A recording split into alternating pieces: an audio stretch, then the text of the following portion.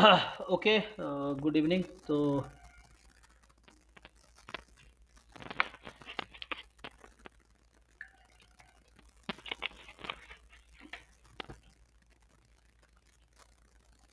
जिनको जो भी डाउट्स हैं ना ग्रुप में भेजो, देखते हैं।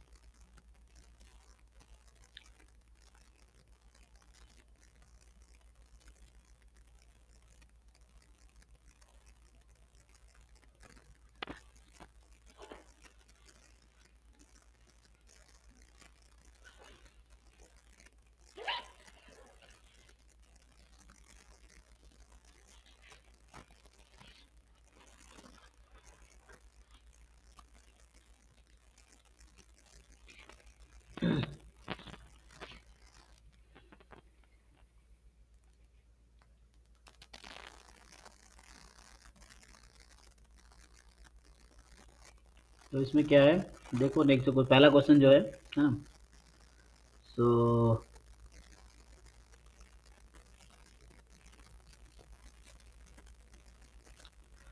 Random sample x1 x2 x6, okay, ये बर्नौली थीटा है, ठीक है। और द नल डिस्ट्रीब्यूशन h0 जो है, theta is equal to 1/2 versus h1, theta not equal to 1/2। अच्छा, तो ये तो है ना हमारा जैम PYQ का ही है ना क्वेश्चन, ये तो ठीक है। तो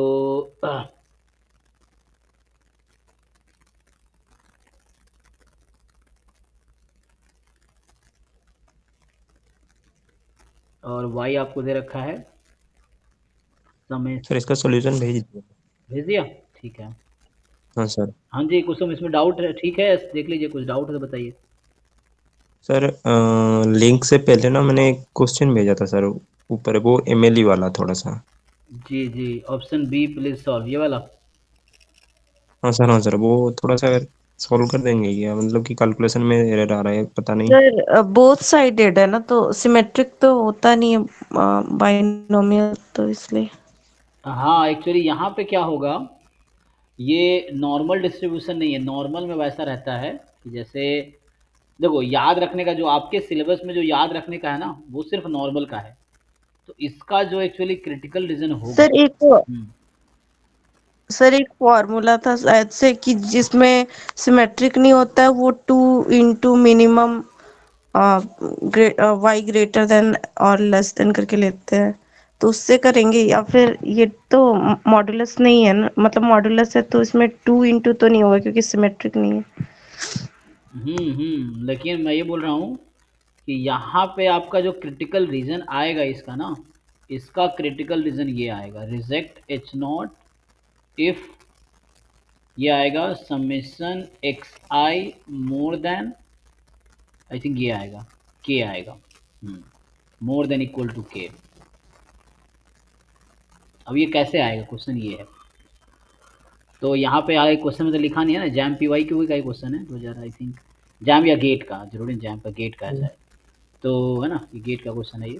तो इसमें ये क्रिटिकल रीजन आएगा इसका। और यहाँ पे ऑब्जर्व वैल्यू y की 4 दे रखी है, पूछ रहा है p वैल्यू बताओ। तो ऐसे तो p वैल्यू जो होता है ना, एक्चुअल डेफिनेशन ये है इसका। अच्छा, यहाँ पे सपोर्ट कहाँ से स्टार्ट हो रहा है इसका, x का। एक्साइज तो चलो तुम्हारा 0 से ले 0 1 हो सकता है ना, और थीटा की वैल्यू क्या हो सकती है, थीटा तो 0 से 1 में ही हुआ ना। हाँ, तो थीटा तो नेगेटिव वैल्यू ले नहीं सकता। Yes sir. नॉर्मल में रहता है कि आपका जो पैरामीटर है वहाँ पे, है ना, मीन अगर थीटा जैसे है तो मीन तो कोई भी रियल नंबर हो सकता है। तो नॉर्मल में थीटा, तो यहाँ पे अगर आप मॉड लगा, जैसे आप कह रहे हो कि जैसे, और एक्साइज का सम भी कभी नेगेटिव नहीं होगा, है ना, सब ये नेगेटिव क्वांटिटी तो हो नहीं सकती है ये। तो एक्चुअली इसका क्रिटिकल रीजन ये आएगा ये नहीं मॉड दिस, तो मॉड करोगे उससे क्या ही फर्क पड़ेगा, तो पॉजिटिव नंबर है ना, तो पॉजिटिव नंबर का मॉड तो पॉजिटिव ही रहता है। इसके लिए आपने ट्राई किया उस मेथड से फाइंड करने का, जो हमारा लाइक्लीहुड रेशियो टेस्ट वाला जो मेथड है, उससे आप ट्राई कर सकते हो ये तो सर हाँ उससे तो मॉड भी आएगा ना साथ में, ये दिक्कत था बस। लेकिन कि मॉड मॉड का आएगा तो क्या इम्पोर्टेंस, फिर क्वेश्चन ये है, अगर मैं मॉड 2 लिखता हूँ, बस। हाँ तो मॉड की कोई वैल्यू है यहाँ पे, मैं ये पूछना चाह रहा हूँ, नहीं सर, क्योंकि नहीं ईच सर। एक्स आई जो है वो नेगेटिव हो नहीं सकता। मॉड का रिस्पेक्ट तब है जब वो वैल्यू नेगेटिव हो सके, वरना मॉड का कोई रिस्पेक्ट नहीं है। तो ये जो ईच एक्स आईज है ये बर्नौली है, तो वैल्यू या तो 0 1 होगी, तो समेसन जो होगा वो 0 1 2 अप टू एन तक हो सकता है। तो आप इसका मॉड लगाएंगे उससे क्या ही इफेक्ट पड़ेगा, कोई इफेक्ट नहीं पड़ेगा, ये और ये लिखना बराबर है। तो अगर आप mod summation x i more than equal to k करेंगे तो कोई दिक्कत नहीं, आपको पता है कि ये पॉजिटिव है, तो मॉड का क्या करेंगे आप। अच्छा चलो, आप अगर मॉड लेके सॉल्व करो, तो आप मॉड लेके ट्राई किए हो, तब भी आंसर वही आएगा। अगर आप मॉड लेके सॉल्व करोगे कि mod of summation x i more than equal to k, more than equal to observe value कितनी है मॉड 4, तो इससे क्या फ़र्क पड़ेगा, इससे क्या आएगा, summation x i more than equal to 4 और summation x i less than equal to -4। अब मुझे बताओ, समेसन एक्स आई की वैल्यू -4 से कम होने की क्या प्रोबेबिलिटी है, 0। फिर क्या मतलब हुआ, है ना, कोई मतलब ही नहीं इसका, फिर तो मॉड का निकालना तभी है ये आप, तो मॉड की कोई वैल्यू थोड़ी है यहाँ, मॉड तब हो, तो मॉड का इंपॉर्टेंस तब है जब वैल्यू नेगेटिव ले सके। ईच एक्स आई यहाँ पॉजिटिव है, थीटा पॉजिटिव है, तो मॉड का कोई यहाँ मतलब ही नहीं है, तो मॉड ले क्या है, इसका क्रिटिकल रीजन ये है। अब इससे जस्ट आप पी वैल्यू का डेफिनेशन लगाइए, आंसर निकालिए। और कुछ कन्फ्यूजन है तो पूछिए आप। Summation x i more than equal to observe value 4, यही है। अब आई फ्रॉम 1 टू नहीं सर, ये हो गया। अब ये प्रॉपर्टी निकाल लो, 11 बाई, तुमने क्लास में कई बार सॉल्व किया, 11/32 आएगा ये, जैसा मुझे लग रहा है, देख लेना बाकी लोग। हाँ बस under H not, under H not, H not क्या है, थीटा बराबर हाफ। तो probability of test statistics more than observe value, है ना, तो मॉड लिखने का कोई मतलब ही नहीं है।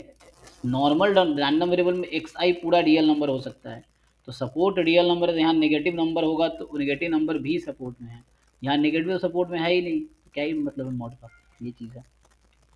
तो मॉड का कोई इंपॉर्टेंस नहीं। और आपको ये नेक्स्ट क्वेश्चन में क्या डाउट है, ये f of x given y आपने निकाले हैं जैसे, तो ये आ गया ई की power minus of x minus y, क्या है इसका सपोर्ट, आपने सपोर्ट देखा है ध्यान से, सपोर्ट होगा ये है, सपोर्ट क्या है आपके पास, जिसका एक्स का है ना, x more than equal to y, यही है ना, ये है पीडीएफ। सर यही है। तो आपको यहाँ पे क्या ज़रूरत है, e of x given y की, तो एक्स गिवन वाई का पीडीएफ निकालिए आप। इंटीग्रेट क्या आ जाता है? हम्म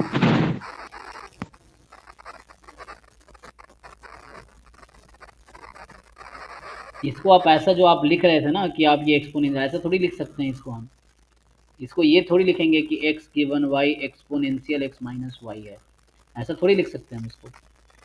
एक्सपोनेंशियल होता तो यहाँ एक्स का 0 से इन्फिनिटी होता, तो ये ऐसा थोड़ी है, ऐसा नहीं लिख सकते आप, शिफ्टेड एक्सपोनेंशियल है ये, तो ये मतलब थोड़ी कि एक्सपोनेंशियल हो गया।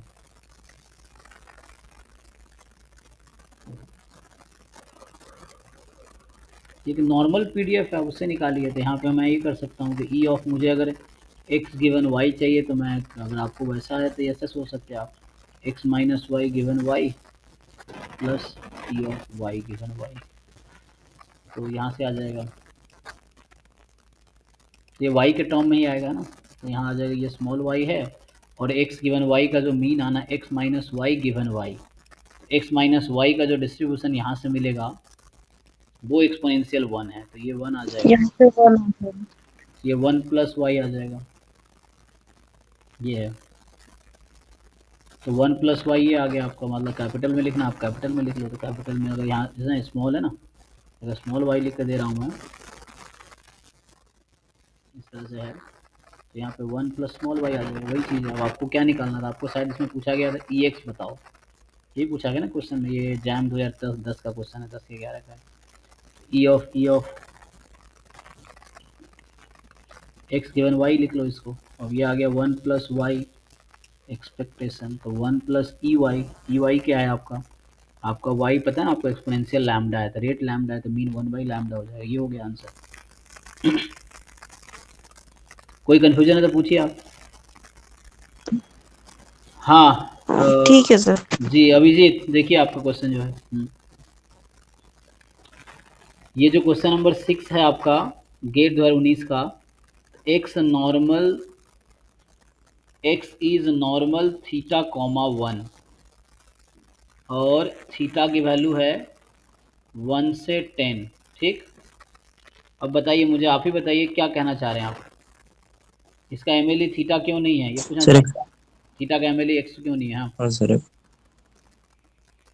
सर वो जैसे सॉल्व किया ना, मतलब कि लाइक्लीहुड लेके, ये तो सिंगल रैंडम वेरिएबल का है ना, तो सॉल्व करने के बाद तो थीटा इक्वल टू एक, मतलब एक्स इक्वल टू थीटा आ रहा था जी, तो आपका हिसाब से आ रहा है MLE of theta is x, right. हाँ सर। हाँ सर। हाँ, लेकिन आपको पता है एमएलई का डेफिनेशन क्या है?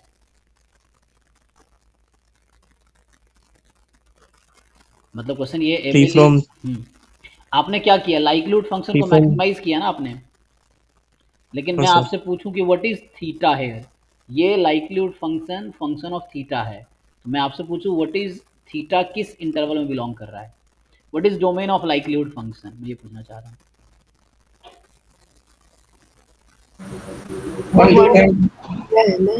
1 to 10 है, और आपको पता है ना एमएलई क्या होता है, मैक्सिमम हाँ लाइक्लीहुड सर। एस्टिमेटर, मतलब थीटा की वो वैल्यू जिस पे लाइक्लीहुड फंक्शन मैक्सिमम हो। अब कैलकुलस में आपने इस तरह क्वेश्चन सॉल्व किए हैं जहाँ एफ एक्स होता था मान लीजिए एक्स स्क्वायर और x belongs to 1 to 10, example के लिए बता रहा हूँ जस्ट मैं। सो बताइए मुझे थीटा की किस वैल्यू पे ये मैक्सिमम होगी ये function, what is the point of maximum of f x here, क्या है ये जो एक्स स्क्वायर है किस पॉइंट पे मैक्सिमम इसमें होगी? इंक्लूडिंग हाँ मतलब एक्स बराबर 10 पे ना। 10 पे। जी, हम्म। क्या एक्स बराबर 11 पे मैक्सिमम ज़्यादा वैल्यू नहीं ले रहा 10 से, हाँ सर, तो क्या 11 क्यों नहीं होगा पॉइंट ऑफ मैक्सिमम, या 12 क्यों क्योंकि नहीं? इंटरवल से बाहर है ना। यस, तो यही आपका आंसर है इस क्वेश्चन का। आपको जो लग रहा है कि एक्स आपका एमएलई है, क्या आप ये श्योर हैं कि एक्स की वैल्यू 0 से 10 में आएगी? ठीक है सर, ठीक है सर। एक्स तो रैंडम वेरिएबल है, तो एक्स तो कोई भी रियल नंबर हो सकता है। So how do you know कि जो थीटा की वैल्यू आई है वो एक्स है, एंड एक्स वो 0 से 10 में ही होगी। सो एक्स एमएलई तब होता जब यहाँ थीटा फ्री होता, है ना। प्रॉब्लम ये हाँ सर। थीटा यहाँ रेस्ट्रिक्टेड है, तो एमएलई इसी बीच का मेंबर होगा। तो एमएलई एक्स तब होगा, मैं आपको डिटेल में लिख के बता देता हूँ जो आप नहीं समझ पा रहे। एमएलई एक्स होगा अगर कोई मुझे ये श्योरिटी दे दे कि एक्स की वैल्यू 1 से 10 में है, तब होगा, ठीक है। उसके बाद 10 एमएलई हो जाएगी अगर एक्स की वैल्यू 10 से ज़्यादा है, तो 10 एमएलई है। 0 एमएलई है अगर एक्स की वैल्यू 0 से कम है। ये एक्चुअल एमएलई है थीटा का 3 पार्ट में, क्योंकि एक्स तो यहाँ कोई भी रियल नंबर हो सकता है। तो एक्स अगर 0 से कम है तो एमएलई 0 होगा, अगर 1 से 10 के बीच एक्स है तो एमएलई एक्स है एक्चुअली, और अगर एक्स 10 से ज़्यादा है तो 10 है एमएलई। यहाँ 3 वैल्यू आ गई, तो एक ही, तो MLE of theta is this actually. तो x is not the MLE actually, only x is not MLE. और ऐसा सोचिए ऐसा मैं क्यों लिख रहा हूँ, अच्छा ठीक है। उसके पीछे आप लॉजिक लगा सकते हैं, क्योंकि हम नॉर्मल डिस्ट्रीब्यूशन का एमएलई फाइंड करना चाह रहे हैं। तो जो आपने देखा है actually, you have seen that कि एक्स बराबर थीटा, या इनफैक्ट मैं थीटा की बात कर रहा हूँ, सो थीटा बराबर एक्स पॉइंट ऑफ मैक्सिमा है। लेकिन ये तो है कि थीटा अगर मुझे 1 से 10 में है तो मुझे कोई दिक्कत नहीं है ना, ये चीज़ है। लेकिन एक्स अगर 10 से ज़्यादा है तो किस पॉइंट पे मुझे मैक्सिमा मिलेगी, अगर एक्स मेरा 10 से इन्फिनिटी है समझिए, तो अभी मैं बात कर रहा हूँ कि if x is between 1 and 10, so this is the point of maxima. ये जो ग्राफ बना रखा है मैंने, ये लाइक्लीहुड फंक्शन का ग्राफ है, जो मतलब पीडीएफ का ग्राफ है एक्चुअली, है ना, ये है। तो x वर्सेस एल थीटा है, और एल थीटा यहाँ कुछ और नहीं, एफ एक्स ऑफ एक्स ही है। तो अगर x मेरा 1 से 10 में है, तो this x is the MLE. अगर x 10 से ज़्यादा है, अगर x की वैल्यू 10 से इन्फिनिटी में है, सोचिए अब, अगर x की वैल्यू यहाँ से लेके 10 से इन्फिनिटी के बीच है, ये x है, तो आपको इस इंटरवल में देखना है कौन सा पॉइंट है जहाँ पे फंक्शन मुझे मैक्सिमम वैल्यू देगी। तो आपको दिखेगा this is the point of maxima, और ये कुछ और नहीं, x बराबर 10 पे। इस पॉइंट का कोऑर्डिनेट अगर लिखूँ मैं, तो इस कोऑर्डिनेट 10 कॉमा f10 और l10 f10, हाँ f x at 10 लिखिए। This is the coordinate of this point.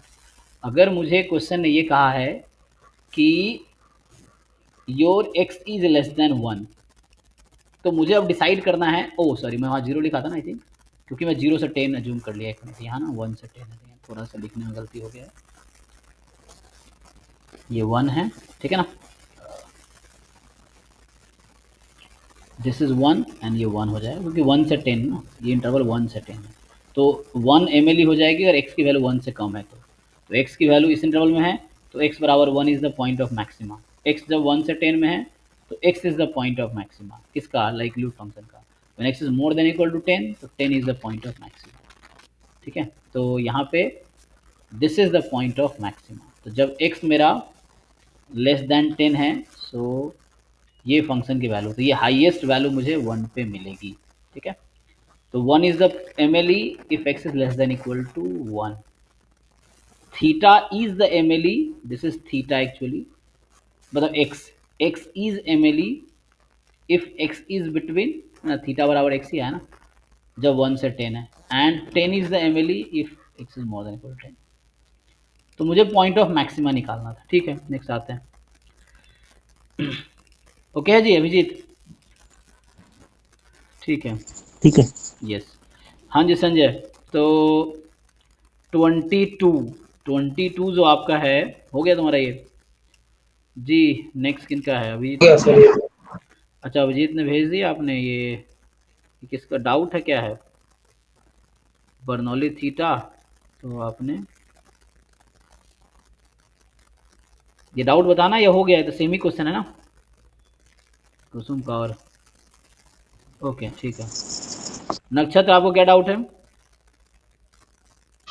Sir इसमें जो ऑलमोस्ट श्योरली वाला जो ये क्वेश्चन था, जी, उसमें ये आपने ये कैसे प्रोसीड किया आगे, मुझे इसमें समझ में नहीं आ रहा है ये बस। इसका बेटर वे अभी आगे आप वीडियो देखेंगे ना, या नेक्स्ट क्लास में हाँ सर। इसका बेटर वे बताया हाँ। गया। इस क्लास में थोड़ा कंफ्यूजन हुआ था, क्योंकि ये जो मेथड है थोड़ा सा वो है, हालांकि प्रूफ हो जाएगा ये, बट अभी आप हाँ। अगला वाला वीडियो कंप्लीट कीजिए, ठीक है ना। तो अगले वीडियो में ओके आपको सर। बहुत डिटेल में समझ आएगा, इस टॉपिक को मैंने बहुत डिटेल में एक्सप्लेन किया है। इसके just okay sir. Next video जो होगा कन्वर्जेंस इन डिस्ट्रीब्यूशन का, ऑलमोस्ट श्योर कन्वर्जेंस का, हम्म। ये आई थिंक फर्स्ट क्लास था, है ना, कन्वर्जेंस, ऑलमोस्ट श्योर कन्वर्जेंस का, हाँ ये सर। जो आप देख रहे हैं ना। तो अगली क्लास में मैंने ऑलमोस्ट श्योर कन्वर्जेंस अगले 2 क्लास में पढ़ाए हैं, नेक्स्ट 2 क्लास भी ऑलमोस्ट श्योर कन्वर्जेंस ही पढ़ाए हैं। तो आप वो दोनों देख लेंगे ना, फिर क्लियर हो जाएगा। फिर भी रह जाता है तो आप मुझसे पूछिए, ठीक है। ये जो लेक्चर 8 है, लेक्चर 9 और लेक्चर 10, आई थिंक सो, ये 3 हेलो। लेक्चर है मैंने ऑलमोस्ट श्योर कन्वर्जेंस ही पढ़ाए हैं, ठीक है। तो आप इसको अगर देखिए, ओके फिर सर। यही क्वेश्चन मैंने बाद में फिर से सॉल्व किया है दूसरे मेथड से, ये एक तरीके से सॉल्व किया है, बाद में यही सॉल्व किया है। ठीक है। तो आप कंप्लीट कीजिए, नहीं तो फिर पूछिए दोबारा, डाउट क्लास चलती रहेगी डेली, तो आप मुझे पूछिए कल परसों जब भी हो, है ना। Okay, thank you sir. जी थैंक यू। दूसरे मेथड से देखिए ट्राई। सर ये ऑलमोस्ट श्योरली वाला कॉन्सेप्ट, ये जैम में सर ये नहीं है, ये ऑलमोस्ट गेट में श्योरली है। वाला कॉन्सेप्ट हम लोग करें क्या? नहीं, आप जैम वाले लोग छोड़ सकते हैं, ऑलमोस्ट श्योर कन्वर्जेंस जैम के सिलेबस में है ही नहीं, और वो आएगा भी नहीं, तो ये गेट के सिलेबस में है, और ये थोड़े कॉम्प्लिकेटेड कॉन्सेप्ट है, इसमें आपको ना थोड़ी प्रॉब्लम होगा, तो जैम वाले लोग स्किप कर सकते हैं, ज़रूरत नहीं है ये चीज़, हाँ। हाँ सर ठीक।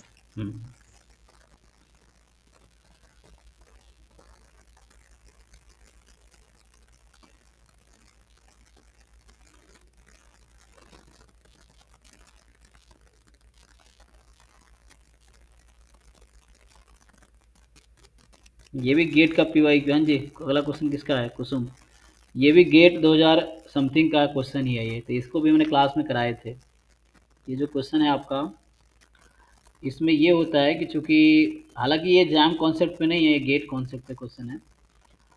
तो ये जो क्वेश्चन है आपका कि x एक पॉइजन डिस्ट्रीब्यूशन है ना, x क्या है, x इज पॉइसन लैम्बडा, ठीक है, एंड पैरामीटर स्पेस में लैम्बडा की जो वैल्यू है 3 है, 4 है और k है, और आपको बोल रहा है कि जो h0 है वो लैम्बडा बराबर 3 है, h1 है वो लैम्बडा नॉट इक्वल टू 3 है, ठीक। Is a uniformly most powerful test at level alpha.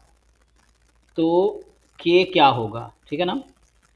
तो ये जो क्वेश्चन है ये गेट का PYQ का है, ओके, गेट ओल्ड गेट का, आई थिंक 2018 से 5 वाले बीच का। ये मैं क्लास में भी कराया भी हूँ और फिर से भी कराऊंगा बैच 6 में, तो गेट वालों को। तो इसमें सिंपल क्या होता है, एक्चुअली ये पॉइजन डिस्ट्रीब्यूशन है, एक्सपोनेंशियल फैमिली का मेंबर है, एक्सपोनेंशियल फैमिली। ये हमने डिस्कस किया जैम बैच में भी, एक्सपोनेंशियल फैमिली, कि जिसके PDF को आप ऐसा लिख सकते हैं, बता रखा है ना, e की power exponential of a theta bx, फिर ऐसे ही मान लो tx इंटू जी थीटा या एच एक्स, ये है ना, जिस डिस्ट्रीब्यूशन के PDF आप ऐसा लिख सकते हो एक्सपोनेंशियल फैमिली का मेंबर है। इसी बेसिस हम डिसाइड कर रहे थे कंप्लीट सफिशिएंट, है ना, तो समेशन HXI हो जाता है कंप्लीट सफिशिएंट। एक्चुअली ये जो पॉइजन है ना, इसमें क्या होता है, इसका लाइक्लीहुड रेशियो मोनोटोन है, लाइक्लीहुड रेशियो जो है ना मोनोटोन है। ये सब भी अगर नहीं ध्यान रखते, बस इतना बताना चाहता हूँ, होता क्या है कि H0 में लैम्डा बराबर 3 है और H1 है लैम्डा मोर देन 3, और एक होगा H0 लैम्डा बराबर 3 और H1 है lambda less than 3, equal to लगा लो, कोई दिक्कत नहीं, सॉरी कॉम्प्लीमेंट है ना, इक्वल लगा सकते हैं, मतलब इस दोनों में कॉमन नहीं आना चाहिए कुछ भी, H0 H1 में, ठीक है। देखो, सो एक्चुअली क्या है ना, इस टेस्ट में इसके लिए एक क्रिटिकल रीजन मिलता है हमें, आई थिंक होता है x bar more than k1, this is the most powerful critical region corresponding to this, और इसके लिए आता है x bar less than k, this is the most powerful critical region for this, ठीक। अब तो लाइक्लीहुड रेशियो टेस्ट से आ रहा है। जी लाइक्लीहुड रेशियो टेस्ट से आ जाएगा, ठीक है। तो अब क्या होगा इसका, एक्चुअली अब आपको समझना है कि दिस हैज, देखिए अगर ऐसा केस है ना, सो दिस इस एक ऐसा कोई टेस्ट होगा ही नहीं।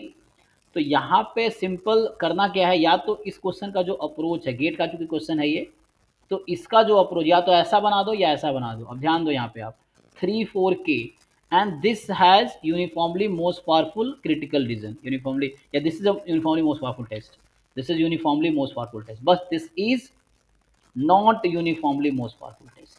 इसके पास ऐसा कोई क्रिटिकल रीजन नहीं है जो यूनिफॉर्मली मोस्ट पावरफुल होगा, बट इसका यूनिफॉर्मली मोस्ट पावरफुल टेस्ट बनाया जा सकता है अगर ये या तो इसके जैसा बिहेव करे या इसके जैसा बिहेव करे, किसी एक के जैसा।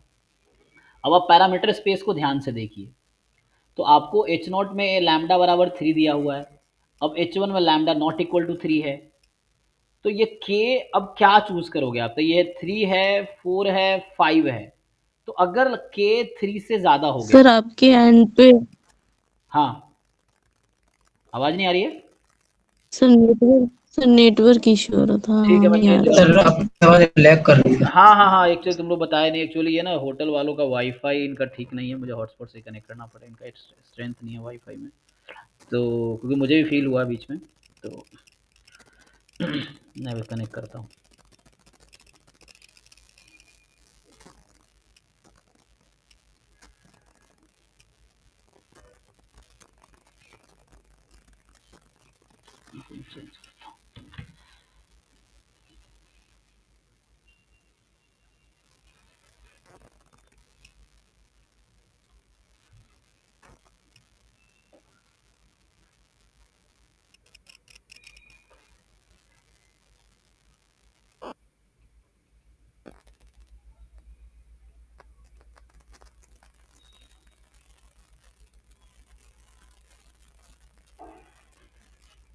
ठीक है, अब बेटर देखिए, आपको सुनाई देगा।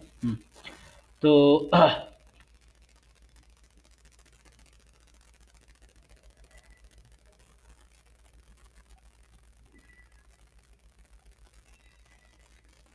ओके ठीक है ना। देखिए मैं क्या कहना चाह रहा हूँ, तो क्वेश्चन में ये बोला गया कि इसके पास actually uniformly most powerful test है ये, तो इसका मतलब है कि ये या तो इसके जैसा होगा या इसके जैसा होगा। तो आप डिसाइड कर लो कि ऐसा क्या रखोगे, तो सोचो किसके जैसा होगा आप बताओ मुझे। मान लो इसको मैं ऑप्शन ए बोल देता हूँ और इसको ऑप्शन बी बोल देता हूँ। तो पैरामीटर स्पेस देख के क्या लग रहा है कि ये जो पहला जो मैं ऑप्शन क्वेश्चन में दे रखा है वो ऑप्शन ए या ऑप्शन बी, दो ऑप्शन है, किसके जैसा टेस्ट होगा तब यूनिफॉर्मली मोस्ट पावरफुल हो जाएगा? ए के जैसा होना पड़ेगा, तो लैम्डा मोर देन हाँ 3, सर। तो इस के को मोर देन 3 होना पड़ेगा।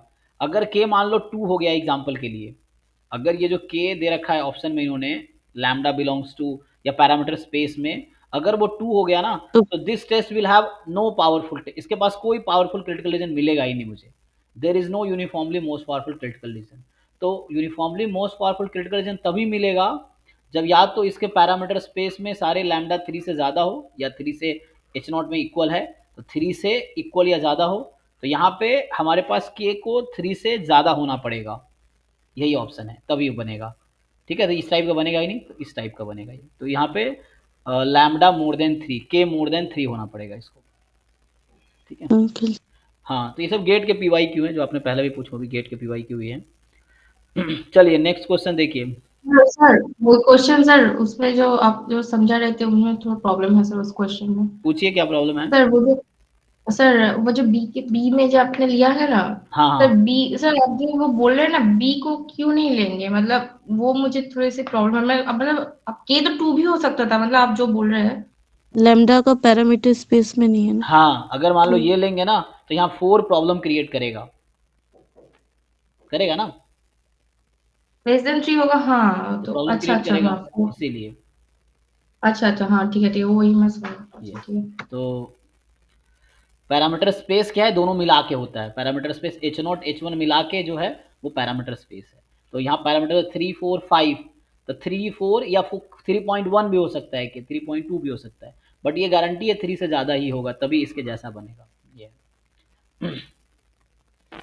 सो नेक्स्ट क्वेश्चन जो इन्होंने पूछा है देखिए नेहा ने, तो नेक्स्ट क्वेश्चन है कि हमारे पास a function g x is defined as, तो आपके पास जी एक्स जो है कुछ इस तरह से गिवन है कि 1/4 F of 2x square minus 1 plus half F of 1 minus x square. ठीक है, सेम फंक्शन है। ओके, अब क्या करना है हमें, क्वेश्चन ये है and F dash x is increasing function, sorry F x F dash x dash लिख रहा है, तो जी एक्स इस तरह से डिफाइंड है, f dash x increasing function है, मुझे लग रहा है एफ एक्स होना चाहिए, f x is increasing function, देखते हैं।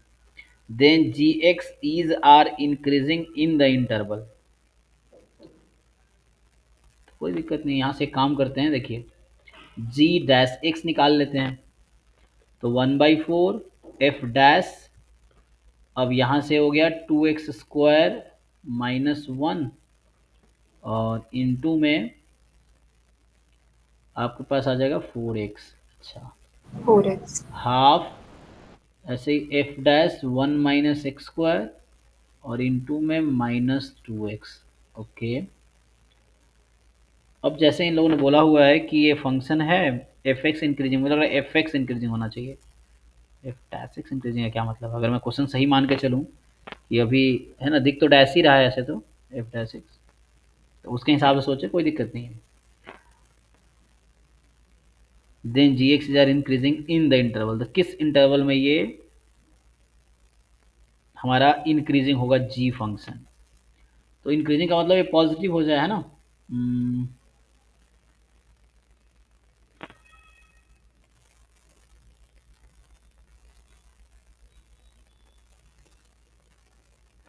तो कहाँ से आ गया इंटरवल हमारे पास,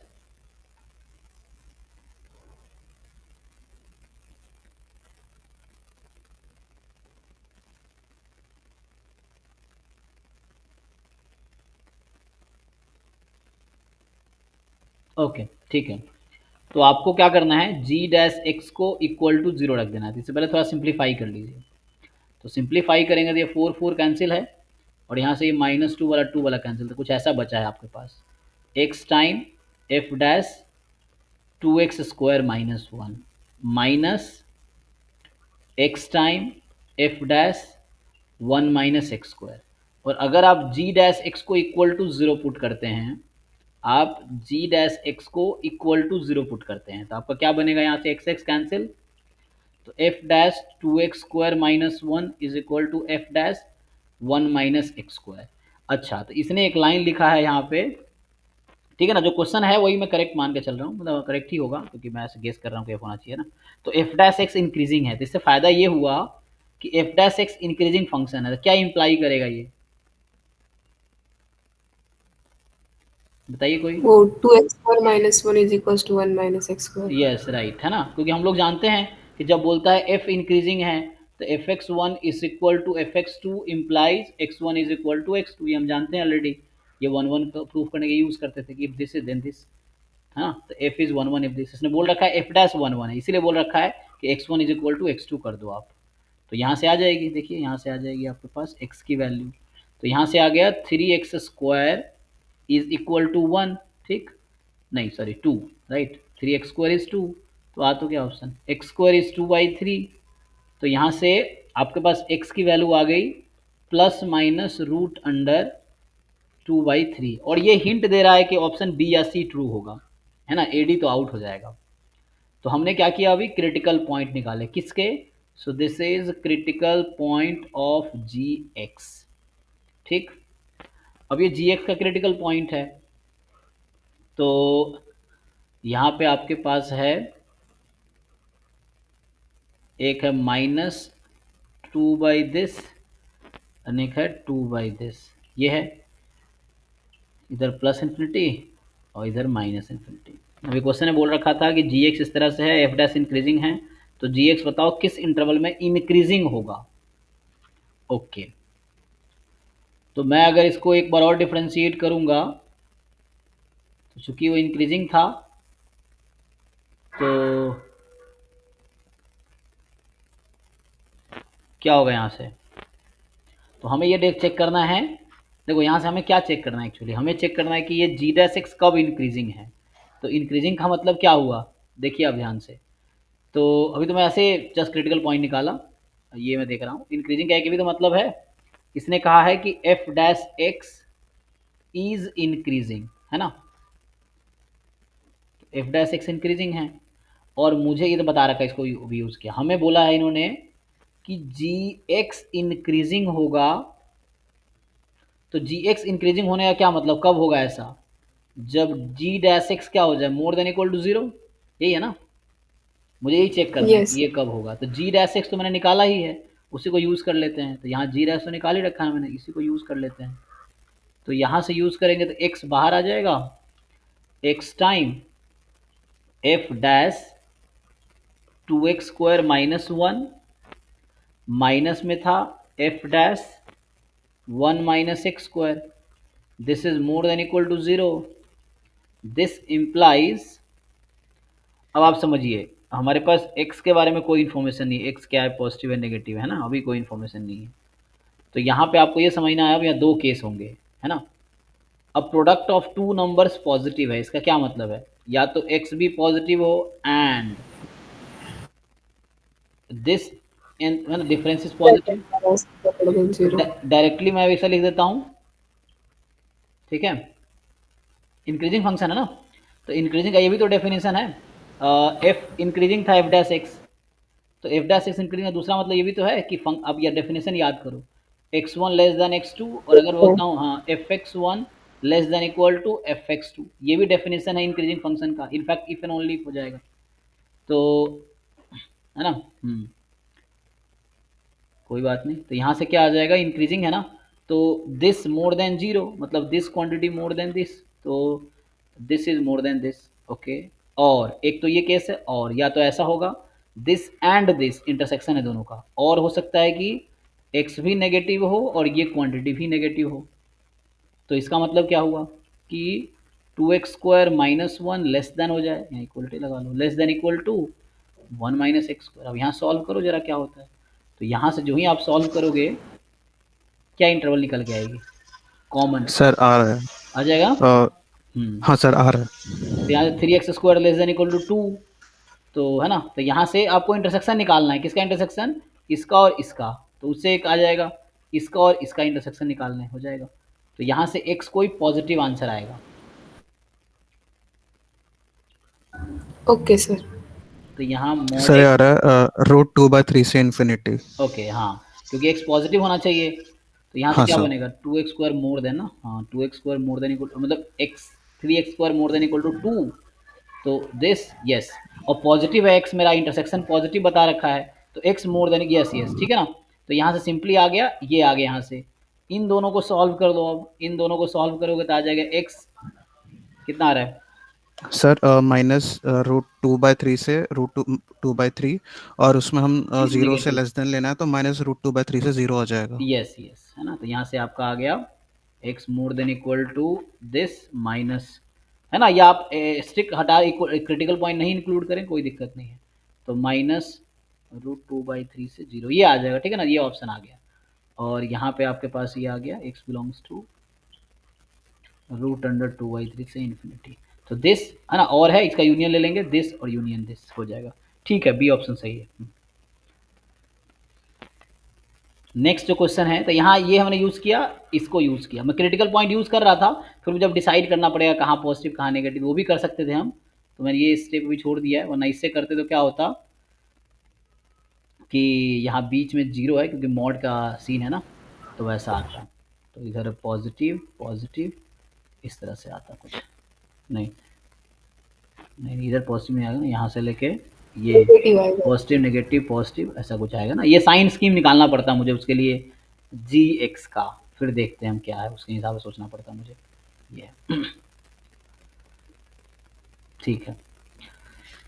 तो नेक्स्ट जो है कि x be a random variable with CDF, तो ऊपर तो CDF लिखा है, तो हम CDF लेके ही चलते हैं, क्या आता है देखते हैं।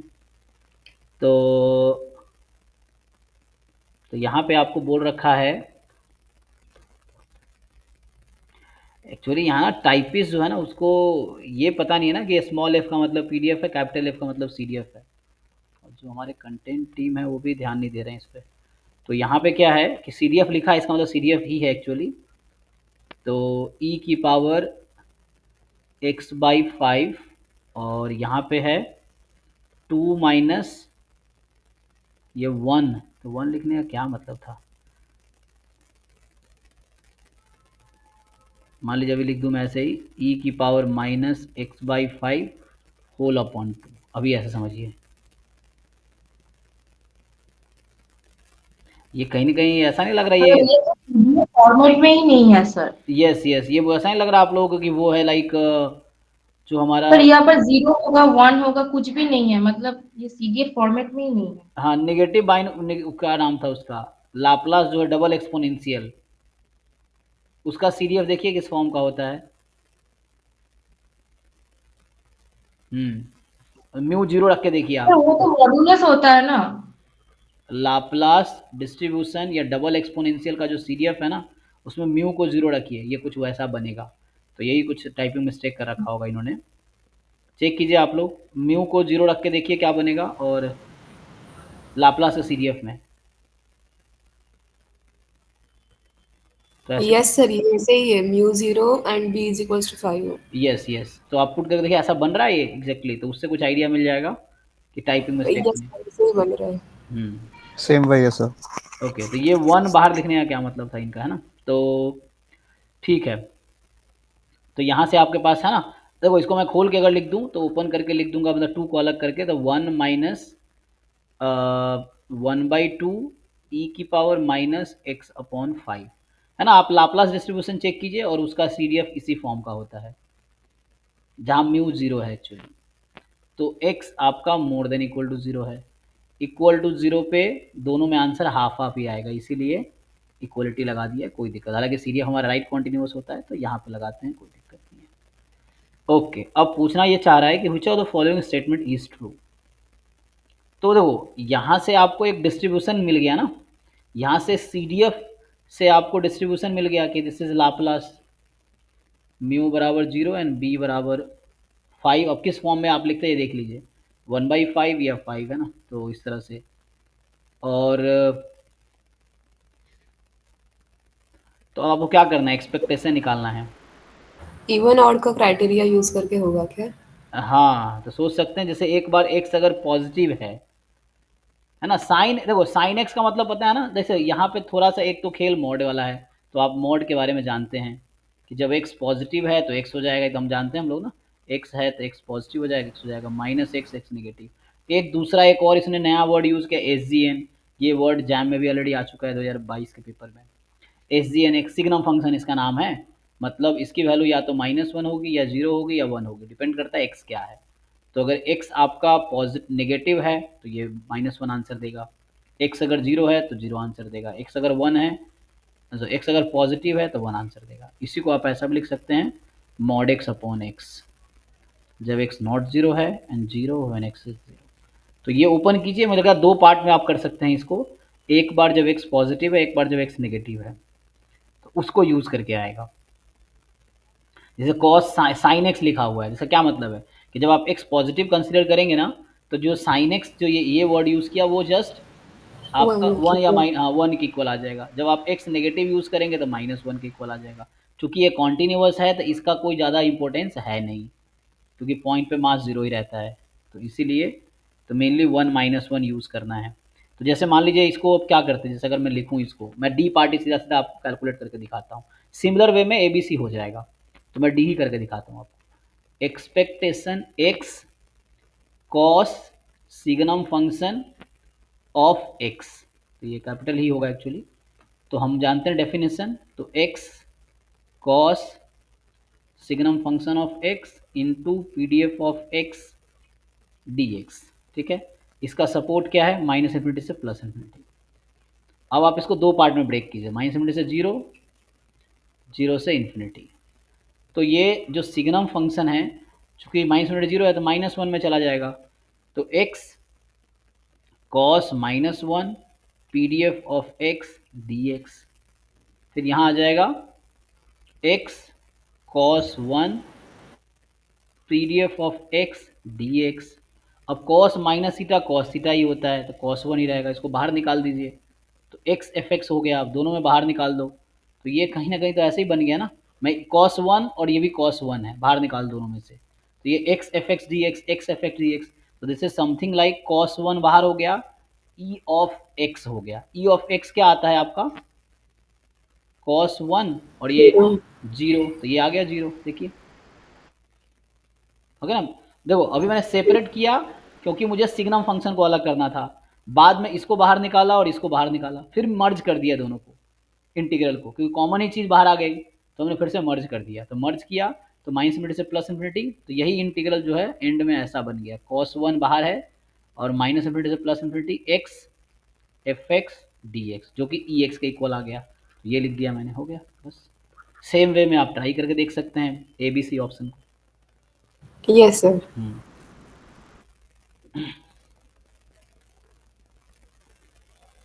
जी सयानी बताइए, तो इसमें जो है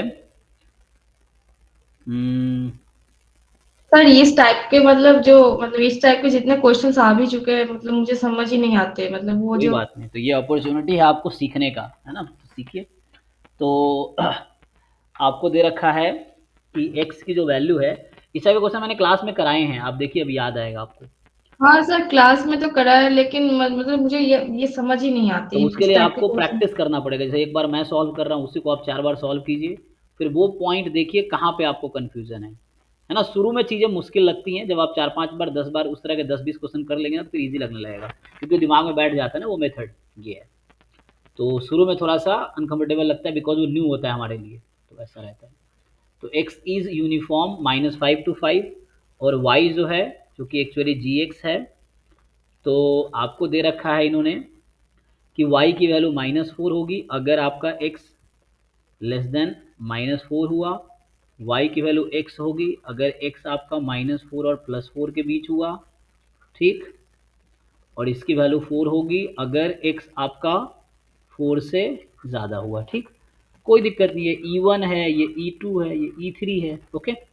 चलिए, तो आपको क्या करना है, बहुत आसान है, समझो आप, तो मैं क्या लगाऊंगा, ये ट्रांसफॉर्मेशन का क्वेश्चन है, ठीक।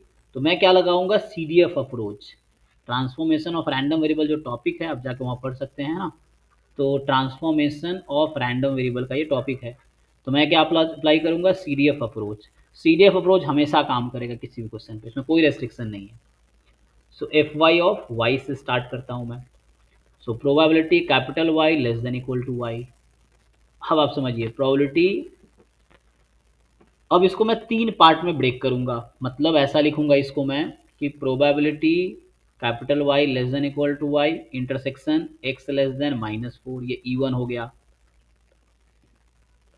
प्लस, बेटर यहीं से स्टार्ट करना था मुझे, देखिए। तो इसको यहाँ शिफ्ट कर देता हूँ मैं, एकदम ये स्पेसिफिक है।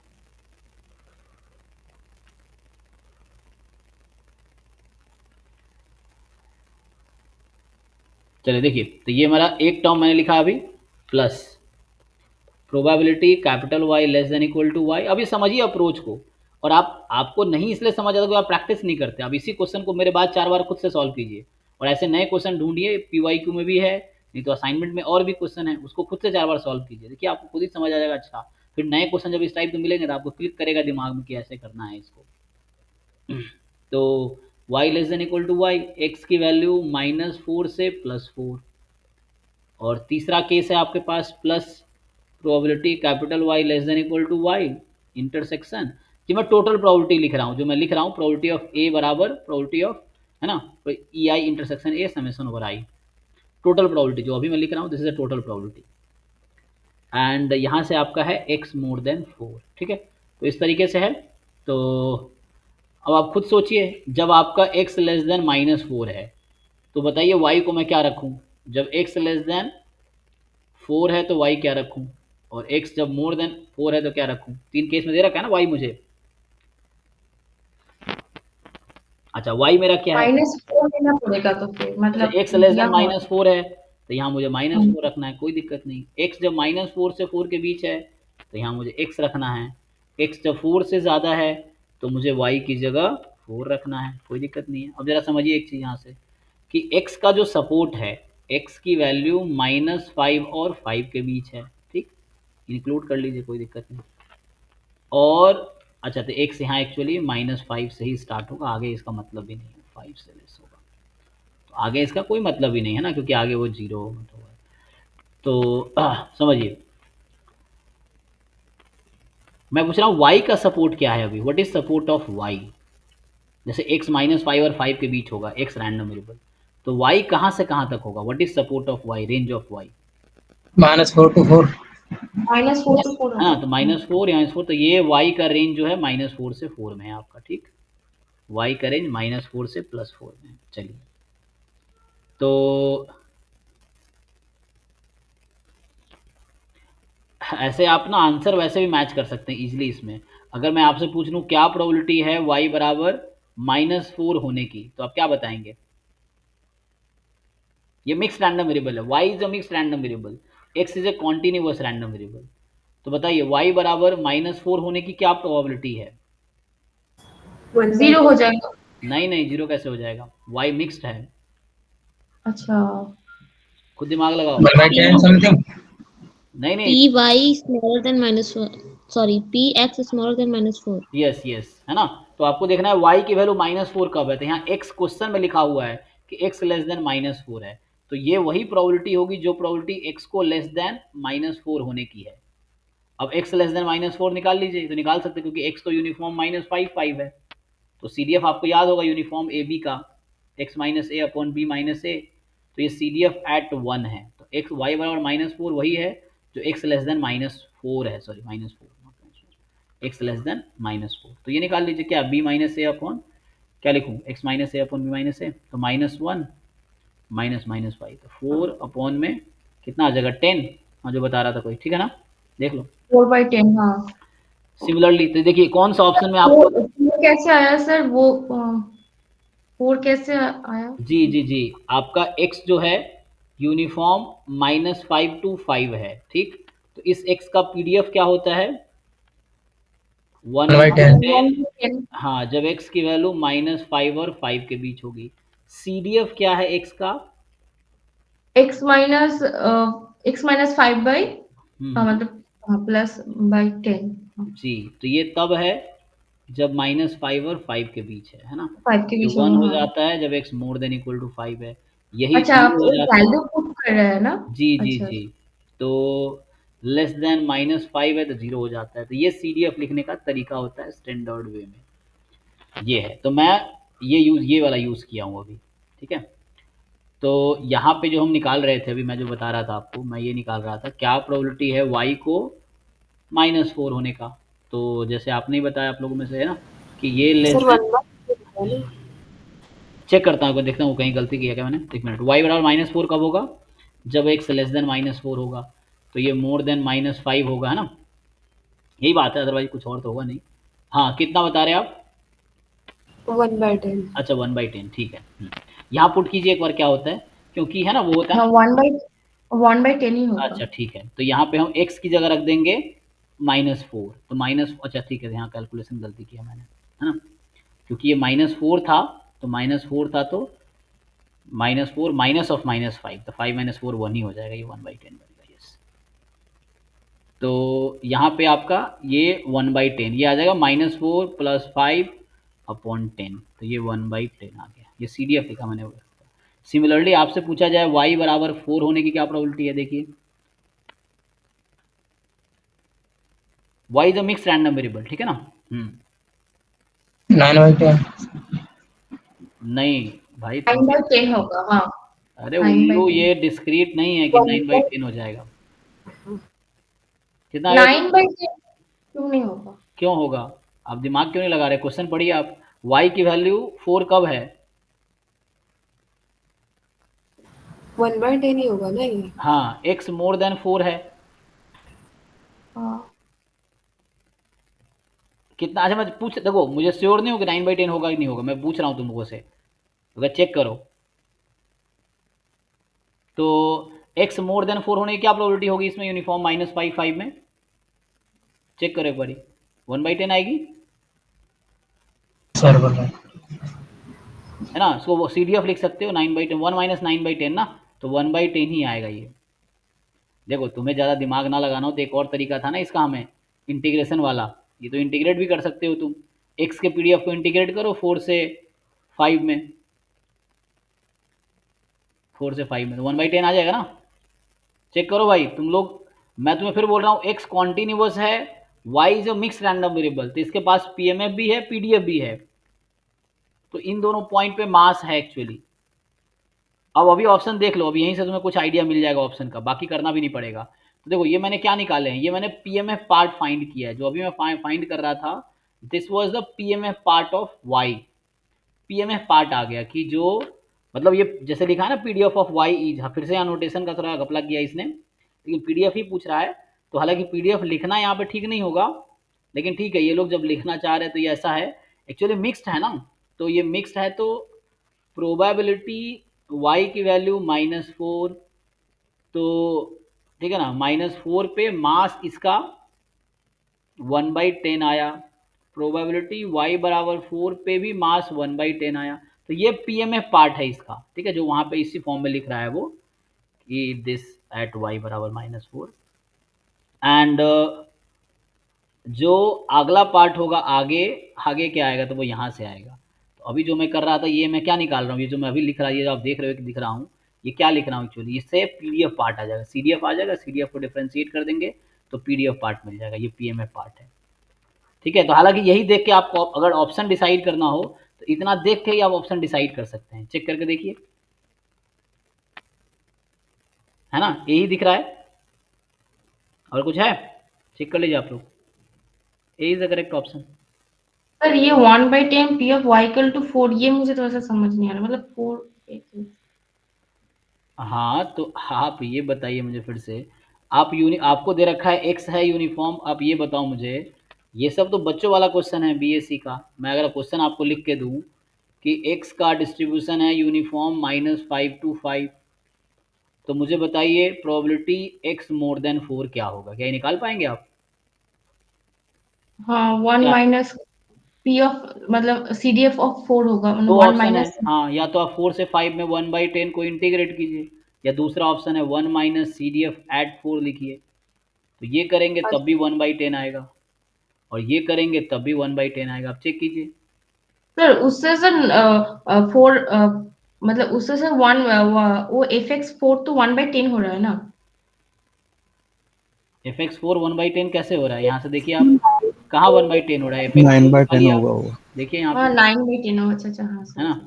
हाँ FX4 आप सही यहाँ समझ। से निकालिए, तो भी अच्छा किसी अच्छा। भी तरीके से करेंगे तो आंसर वही आएगा। तो यहाँ से आपके पास ठीक है ना, तो ये 9/10 हो जाएगा, तो ये भी एट द एंड 1/10 ही आएगा। और y बराबर 4 होने के लिए क्वेश्चन में बता रखा है कि x मोर देन 4 होगा। अब बीच का पार्ट डिसाइड करना है आपको, तो आप इसको कंटिन्यू कीजिए। तो यहाँ क्या है कि अब मेरा जो स्मॉल y है, ये है ना, ये स्मॉल y चल रहा है। यहाँ जो मेरा ये सपोर्ट मेरा स्मॉल y का है -4 से 4, क्योंकि मैंने पहले ही सपोर्ट डिसाइड कर लिया y का। तो ये मेरा -4 से 4 के बीच का नंबर है, इंक्लूड कर लो, कोई दिक्कत नहीं है। तो अब देखो क्या होगा। तो यहाँ x लेस देन -4 है, और यहाँ स्मॉल y -4 से ज़्यादा है। तो ये स्टेटमेंट क्या है? ट्रू है, तो ये सैम्पल स्पेस हो गया। ये ट्रू स्टेटमेंट है तो सैम्पल स्पेस हो गया। सैम्पल स्पेस इंटरसेक्शन समथिंग, तो समथिंग आ जाएगा। तो x लेस देन y, तो ये आ गया, इसको लिख देता हूँ मैं। तो पहला टर्म आ गया CDF ऑफ x एट -4, है ना। आप इक्वलिटी भी ले सकते हैं, मैंने क्या किया हुआ है, 3 पार्ट में ब्रेक किया हुआ है, तो इक्वलिटी यहाँ लगा रखा है, इसमें कोई दिक्कत नहीं है ना। तो इक्वलिटी लगा देंगे तो भी दिक्कत नहीं है, आप अपनी मर्जी में, कॉन्टिन्यूस है ना, तो क्या ही फ़र्क पड़ता है। अगर आप ऐसा नहीं लिखना चाहो कि आपको लगे कि चलो ये निकाल लेना आप। दूसरा टर्म ध्यान से देखो, x यहाँ -4 से 4 के बीच है, और x less than equal to y है, और y -4 से 4 के बीच है। इन दोनों का इंटरसेक्शन क्या लिखूंगा मैं, बताओ भाई। X lying between -4 to I. क्योंकि y फिक्स नहीं है, y इस बीच में कुछ भी हो सकता है। तो यहाँ से ये समझ आया कि -4 से y के बीच है ये। तीसरा टर्म, यहाँ x मोर देन 4 है, ये बोल रहा है y more than equal to 4, लेकिन गलत है ना, इधर फॉल्स हो गया। स्मॉल y 4 से ज़्यादा, ये एम्प्टी सेट है एक्चुअली, चेक कीजिए। बोल रहा है कि स्मॉल y 4 से ज़्यादा है, लेकिन 4 से ज़्यादा थोड़ी होगा। या इक्वल टू भी तो पॉइंट है हालांकि, तो फुल्ली ट्रू तो नहीं है ना, तो ये एम्प्टी सेट हो गया। यहाँ जैसे ट्रू था ये, तो ये एम्प्टी सेट है, इंटरसेक्शन समथिंग, ये 0 हो जाएगी। अब आप ये प्रॉपर्टी तो निकाल ही सकते हो आप लोग, है ना। तो ये निकालोगे तो क्या निकल के आएगा, ये निकालोगे तो CDF निकल के आ जाएगी, किसकी? y की। अब करके देख लीजिए, ये अभी आपने फाइंड किया था, ये 1/10 आया था, पहला वाला आया था ना, प्लस अब ये -4 से y, ये तो इजी है, इंटीग्रेट कीजिए उसके PDF को -4 से y, तो ये कुछ ऐसा आ जाएगा, y + y 4/10, + 4/10 है होगा। ना।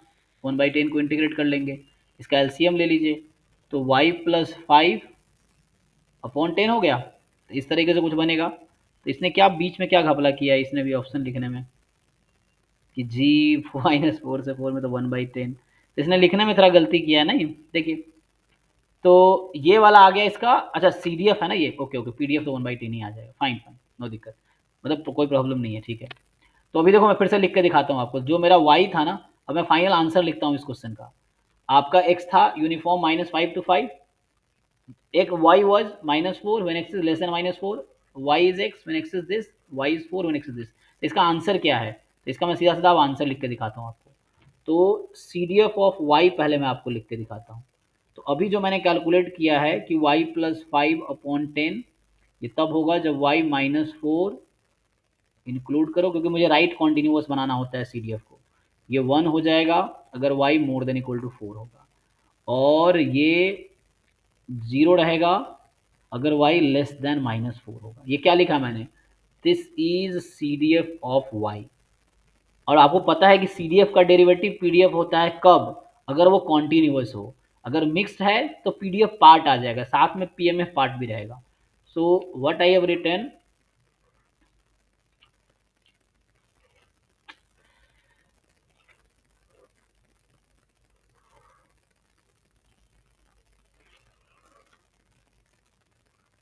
सो this is CDF of y, ठीक है, जो मैंने लिखा है ना। तो अब जैसे कुछ लोग क्या करते हैं, डिफ्रेंशिएट कर देते हैं, कोई दिक्कत नहीं है, आप डिफ्रेंशिएट कर दो, तो 1/10 आ जाएगा जब y की वैल्यू -4 और 4 के बीच है, और 0 जब y लेस देन -4 है एंड 0 जब y, तो अदरवाइज 0 कर दो ना। तो ये PDF पार्ट ये हो गया 0 अदरवाइज, एंड साथ में इसका PMF पार्ट भी है कि 4 था 1/10 प्रोबेबिलिटी थी, जब -4 था तो ये 1/10 प्रोबेबिलिटी थी।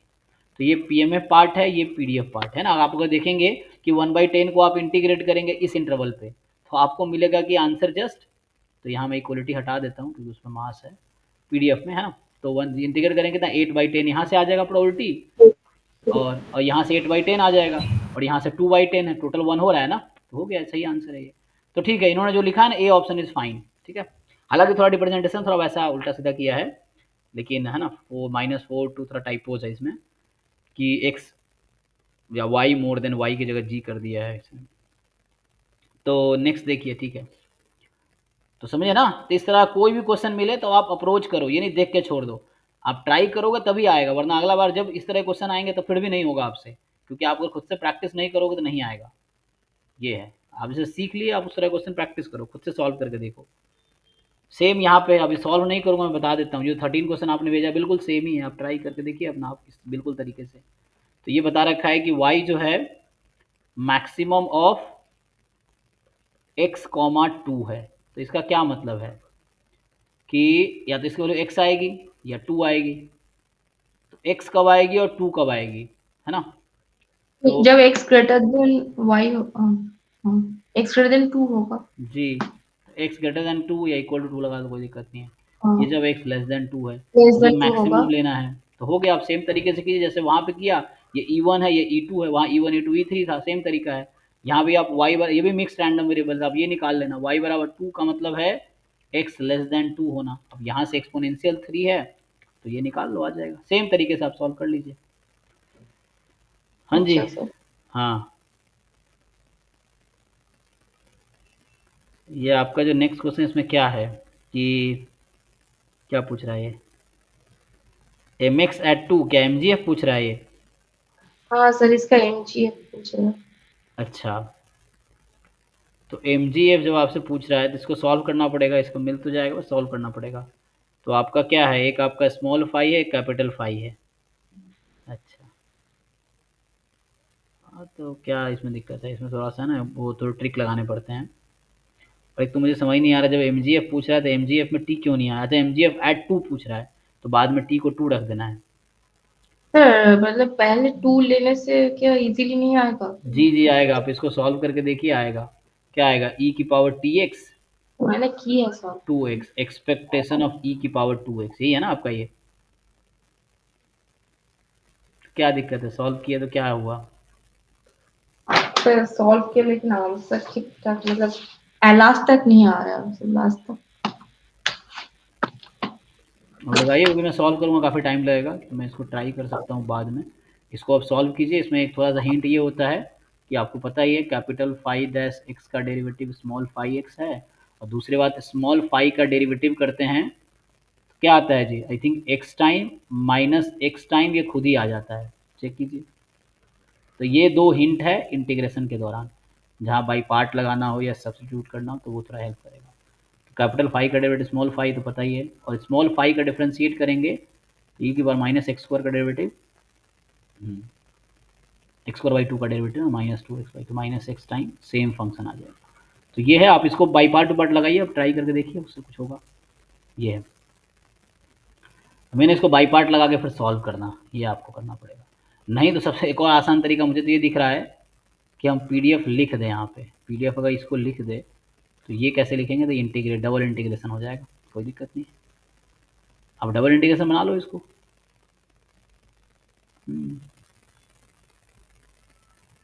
तो इंटीग्रेशन का क्वेश्चन है ये, मैंने अब समहाउ आपको इंटीग्रेट करना है। मनी मीनिंग पता है ना, तो स्मॉल फाई का मीनिंग ये है, तो आप पुट कर लो, स्मॉल फाई एक्स पुट कर दो आप, 1/√2 पाई e की power -12 x square, x belongs to R, और जो कैपिटल फाई एक्स है वो आपका हो जाएगा -∞ से एक्स, यही चीज़ 1/√2 पाई e की power T square by 2 D T, ये पुट कर लो। अब इसको सिंप्लीफाई करो, ये थोड़ा इंटीग्रेशन के क्वेश्चन है, आपको इंटीग्रेशन सीखना है, इसमें कुछ खास वो नहीं है, मतलब प्रोबेबिलिटी कॉन्सेप्ट तो नहीं है। अब ये वैल्यू पुट कर दो।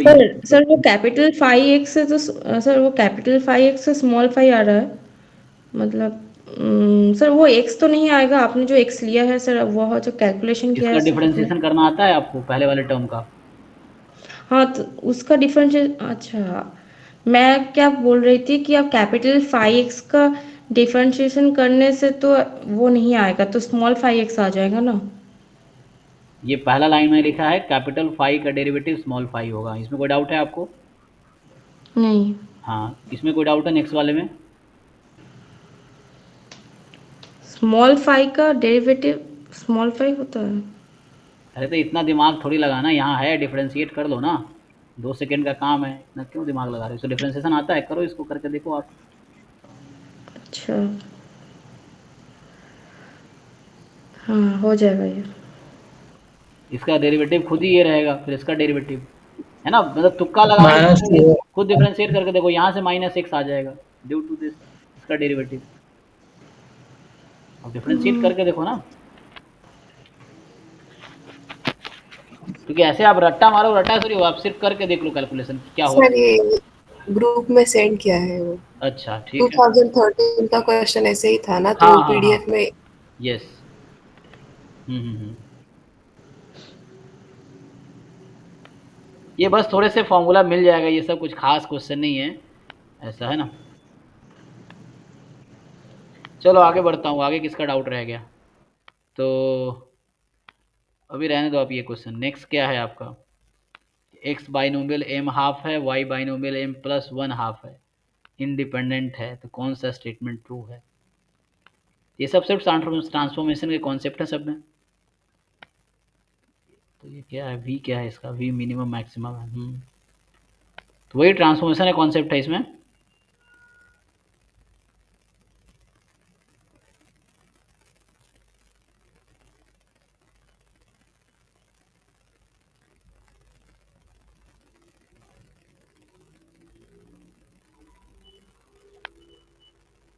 नेक्स्ट देखिए, सो जो नेक्स्ट क्वेश्चन है आपका कि x यूनिफॉर्म रैंडम वेरिएबल है 0 10 पे, सो x इज यूनिफॉर्म 0, 10, ठीक है, और y जो है वो है minimum of 2, minimum of 4, x, ठीक। चलिए, तो ई वाई क्या होगा? तो ये तो आसान सा है ना, जैसे ई वाई है, this is like g x, right.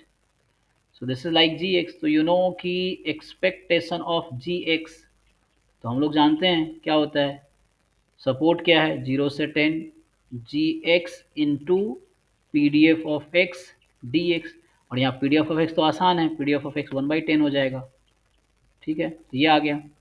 तो 1/10 0 to 10 g x d x, this g x is nothing but this y. अब ध्यान से देखो आप, पहले तो ये डिसाइड करना है कि इन दोनों में कौन सा मिनिमम है। तो यहाँ पे मेन क्या है कि आपको इसको ब्रेक करना आना चाहिए। चलिए ब्रेक कर लेते हैं इसको। तो मेरे पास है minimum of 2, minimum of 4x, तो according to this will break into 2, और मिनिमम ऑफ 4, x ये होगा। तो 2 कब होगा ये value? x greater than 2। 2 less than होगा, मतलब 2 x less than 2 equal to 2 2 less than mean of 4x। जी, अभी ऐसे लिख देता हूँ मैं, मीन ऑफ 4, x, इन दोनों में जो छोटा है वो लिखना है, और मीन ऑफ 4 इसकी वैल्यू ना, इन दोनों का मिनिमम लेना है मुझे। ये x और y है, तो x y का मिनिमम लेना है मुझे। तो ये मिनिमम तब होगा जब 2 मोर देन इक्वल टू होगा मिनिमम ऑफ 4, x, ठीक है। फर्दर इसको ब्रेक करते हैं, तो फर्दर ब्रेक करेंगे तो क्या होगा?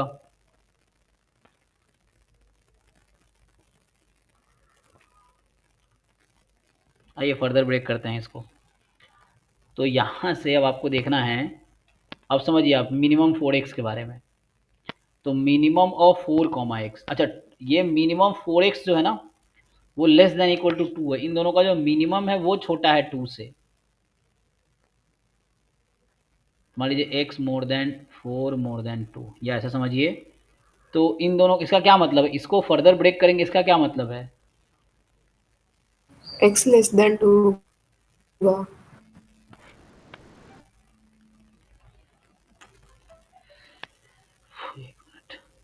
हेलो हाँ सर। सर मैं वो गेट स्टैटिस्टिक्स का टेस्ट सीरीज खरीदना चाहता था। जी व्हाट्सएप कीजिए, मैं डिटेल भेजता हूँ आपको, फिर आप पेमेंट कीजिएगा, फिर आपको मैं डिटेल मैंने किया था, व्हाट्सएप किया था। ठीक है, मैं अभी क्लास ले रहा हूँ, मेरी क्लास अभी है 8 बजे तक, उसके बाद मैं रिप्लाई करता हूँ। ठीक है। तो यहाँ से आपके पास क्या है, 2 less then minimum of 4 comma x. अच्छा, इसका क्या मतलब है कि मिनिमम 4x ज़्यादा है।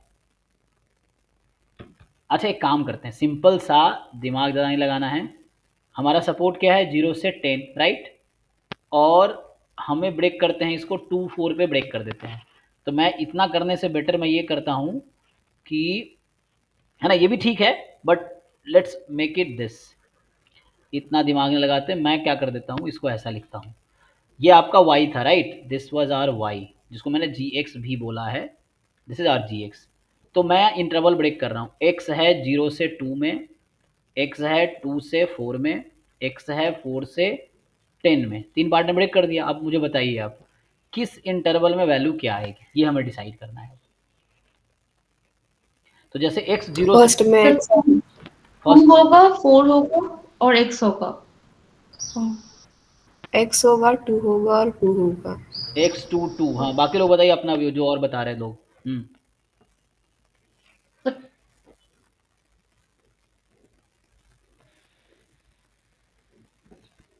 देखो मैं करता 2 हूँ, होगा सर। कहाँ 2 होगा?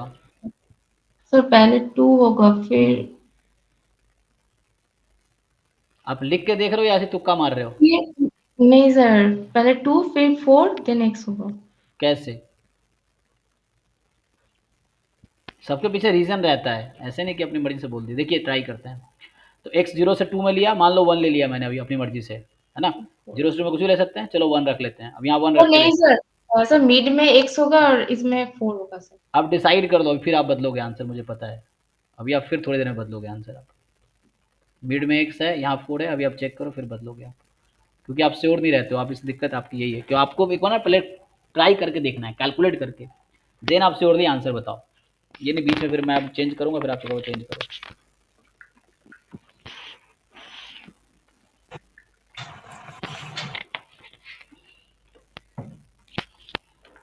फर्स्ट वाले में तो पहले में x ही होगा। चलिए देख लेते हैं ना। तो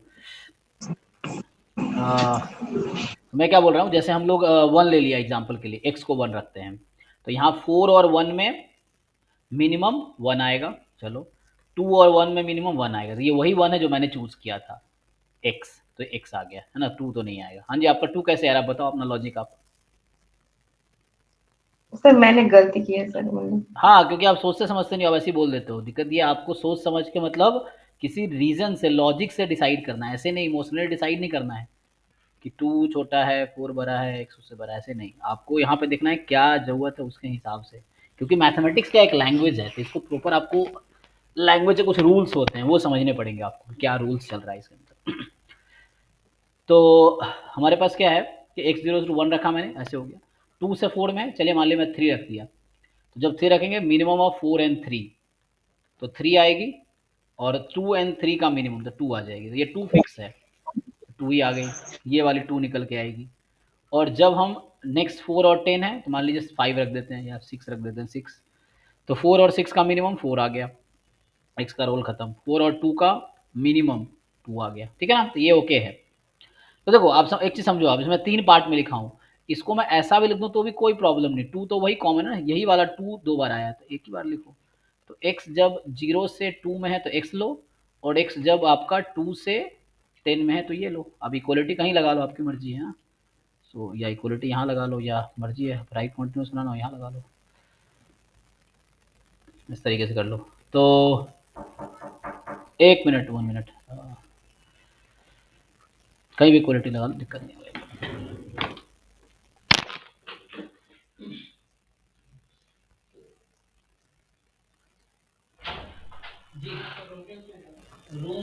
रहने दो उसको, पानी दे दो। रूम में क्या करोगे? नहीं इतना गंदा नहीं है, ठीक है, थैंक यू।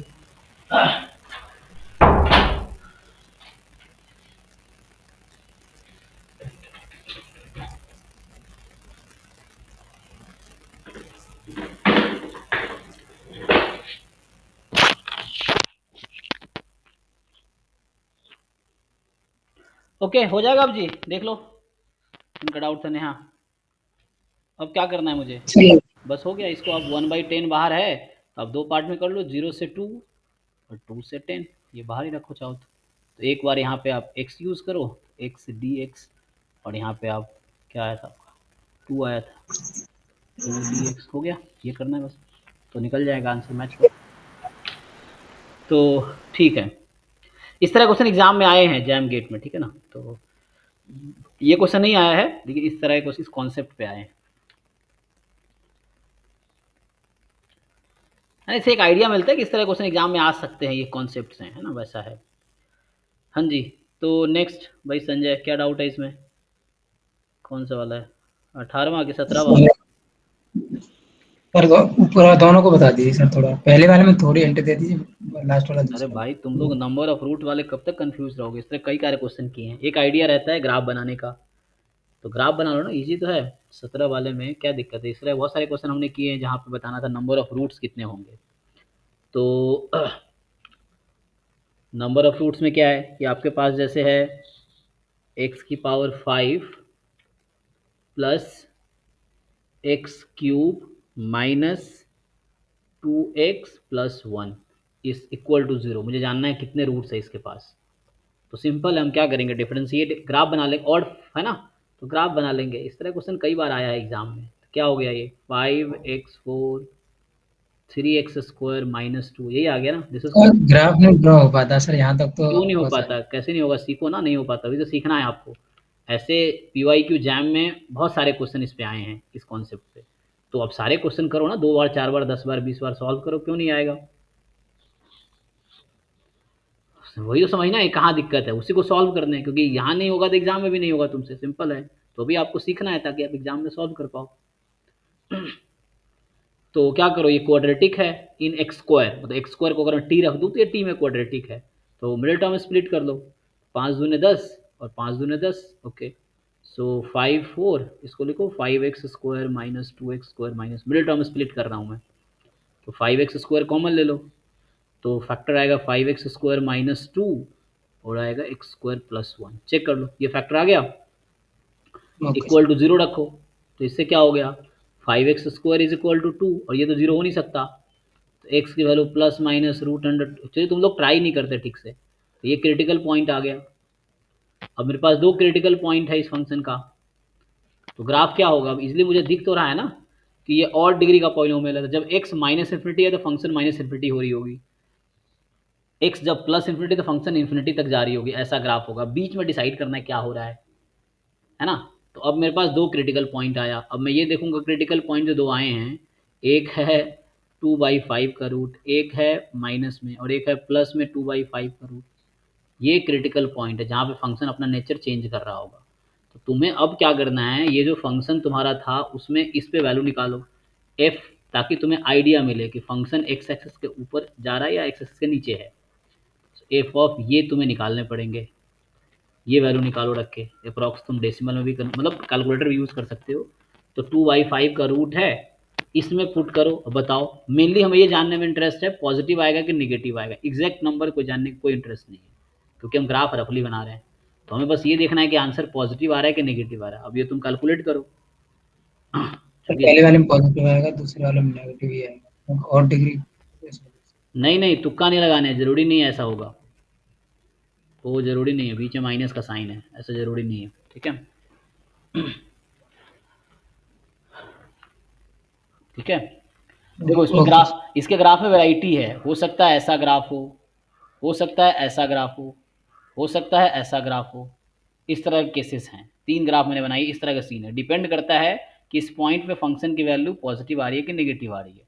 दोनों पे पॉजिटिव आई तो ये वाला ग्राफ हो जाएगा, दोनों पे नेगेटिव आई तो ये वाला ग्राफ हो जाएगा, एक पे पॉजिटिव एक पे नेगेटिव आई तो ये आ जाएगा।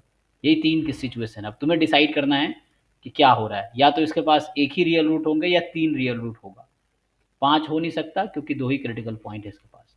तो कहाँ से डिसाइड होगा? इससे डिसाइड होगा कि फंक्शन की वैल्यू क्या आ रही है। तो जहाँ तक मुझे याद आ रहा है, ये क्वेश्चन पहले भी मैंने सॉल्व किया है, तो ये इस पे पॉजिटिव आंसर देगा और इस पे भी पॉजिटिव आंसर देगा, तुम चेक करो। तो इसका ग्राफ यस सर, जी पॉजिटिव आ रही है उसका एक ही रूट और। जी जी जी, तो यहाँ से ये इसका रफली ग्राफ आ गया। क्या दिक्कत है इसमें बताओ मुझे, अब कहाँ दिक्कत आई? ओके सर, कोई हो दिक्कत गया, ये क्रिटिकल पॉइंट था, यहाँ पे फंक्शन इंक्रीजिंग था। सर यही दिक्कत आई थी निकालने के बाद में, इसका ये डिसाइड कैसे करेंगे? तो उसके लिए आपको देखना है क्रिटिकल पॉइंट है। ये क्रिटिकल पॉइंट क्या होता है? जहाँ पे टैंजेंट ड्रॉ करूँ एक्स एक्सिस के जी पैरेलल हो जाए, वो क्रिटिकल पॉइंट है। तो फंक्शन का नेचर वहाँ चेंज होता है, नहीं भी हो सकता है क्रिटिकल पॉइंट में भी पॉइंट ऑफ इन्फ्लेक्शन, बट है ना, वो आपको देखना है कि वो डिसाइड होगा फर्स्ट डेरिवेटिव टेस्ट से। तो साइन स्कीम आता है ना, sign scheme for f dash x, वो देख लो, उससे दिख जाएगा तुम्हें कि -√2/5 प्लस √2/5 ये है। अब तुम इधर फंक्शन की वैल्यू रखो, क्या होता है? तो यहाँ पे जो है, यहाँ आएगा पॉजिटिव नेगेटिव पॉजिटिव, ऐसा आएगा। इसका मतलब क्या है कि -∞ से यहाँ तक फंक्शन इंक्रीज कर रहा है, फिर -√2/5 प्लस √2/5 से फंक्शन डिक्रीज कर रहा है। डिक्रीज किया है ना, अगर अपनी ग्राफ जो बना रहा हूँ मैं, तो ये कुछ इस तरह से होगा, ये डिक्रीज कर रहा है, फिर उसके बाद इंक्रीज करने लगा। ये है, ये ग्राफ है। तो इस बीच में डिक्रीजिंग है, फिर इंक्रीजिंग हो गया, क्योंकि और डिग्री क्या है, तो इन्फिनिटी पे इन्फिनिटी होगी, माइनस इन्फिनिटी होगी, इस तरह से। ये इसका ग्राफ हो गया। तो हमें नंबर ऑफ रूट चाहिए, एक्जैक्टली 1 रूट, ठीक है, इस तरह से। दूसरा सर ये वाला दूसरे वाले में क्या दिक्कत है? ये तुम इतना थोड़े शॉर्टकट देख के लगाओ ही ना। लग रहा है सर। हाँ, तुम पूरा क्वेश्चन पढ़ो, थोड़े पेशेंस रख के थोड़े से ट्राई करो, हो जाएगा ये। इसमें क्या है, एक मैट्रिक्स दे दिया तुम्हें n क्रॉस n का, पूछ क्या रहा है कि I be the n cross n identity matrix, J be the n cross n matrix whose all entries are 1। हालांकि ये थ्योरम डायरेक्ट है, लेकिन तुम लोगों को शायद याद नहीं होगा। तो यहाँ पे है ना, J एक ऐसा मैट्रिक्स है जिसमें सारी एंट्रीज 1 है। P तो तुम्हें दिख रहा है यहाँ पे क्या है, ये मैट्रिक्स दे रखा है n क्रॉस n का। और जो बोल रहा है J एक मैट्रिक्स है जिसमें ऑल एंट्रीज 1 ही है, सारे एंट्री 1 है। ये भी n क्रॉस n का है, लेकिन सारी एंट्री 1 ही है इसमें।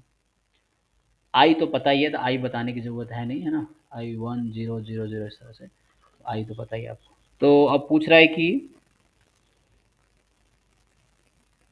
Express the matrix P as a AI plus BJ। और ये जो P मैट्रिक्स दे रखा है, तुम्हें इसको लिखो ना AI प्लस BJ के जैसा। I आइडेंटिटी मैट्रिक्स है, J इसमें सारे 1 हैं, ऐसा लिखना है तुम्हें। अब बताना है तुम्हें कि for suitable constant A and B it is known that the inverse of P is of the form this. अच्छा, ये भी बता रखा है कि P इनवर्स जो है ना, वो कुछ ऐसा है, CI प्लस DJ फॉर्म का है। तो पूछ रहा है for some constant C and D, पूछ क्या रहा है, find the constant CD in terms of n। No problem. तो देखो अब क्या करोगे तुम, AI प्लस BJ बनाएंगे सर सबसे पहले, और उसको P के टर्म में लाने की कोशिश करेंगे। तो कैसे लाओगे? देखो सारे डायगोनल पे 2/n+1 दिख रहा है तुम्हें, जो P मैट्रिक्स है हाँ उसके यस डायगोनल्स सर, पे क्या है, सेम है सर, 2/n+1। हाँ, तो उसको 1 + 1/n+1 लिख सकते हैं। हाँ यस सर, लिख सकते हैं। तो इसका क्या मतलब हुआ, एक काम करो, सबके डिनोमिनेटर में n+1 है ना, उसको बाहर करो। तो जो तुम्हारा P मैट्रिक्स दिख रहा है, एक तो सबके नीचे n+1 है डिनोमिनेटर में, उसको बाहर कर लो, तो बचा क्या, 2 1 1 1 1 1 इस तरह से। तो मुझे यस तो ऐसे ही दिख रहा है, ये ऐसा है 1/n+1 I plus 1/n+1 J। अब तुम देखो तुम्हें दिख रहा है कि नहीं दिख रहा है, बाकी लोग चेक करो जी, क्या आपको भी ऐसे ही दिख रहा है?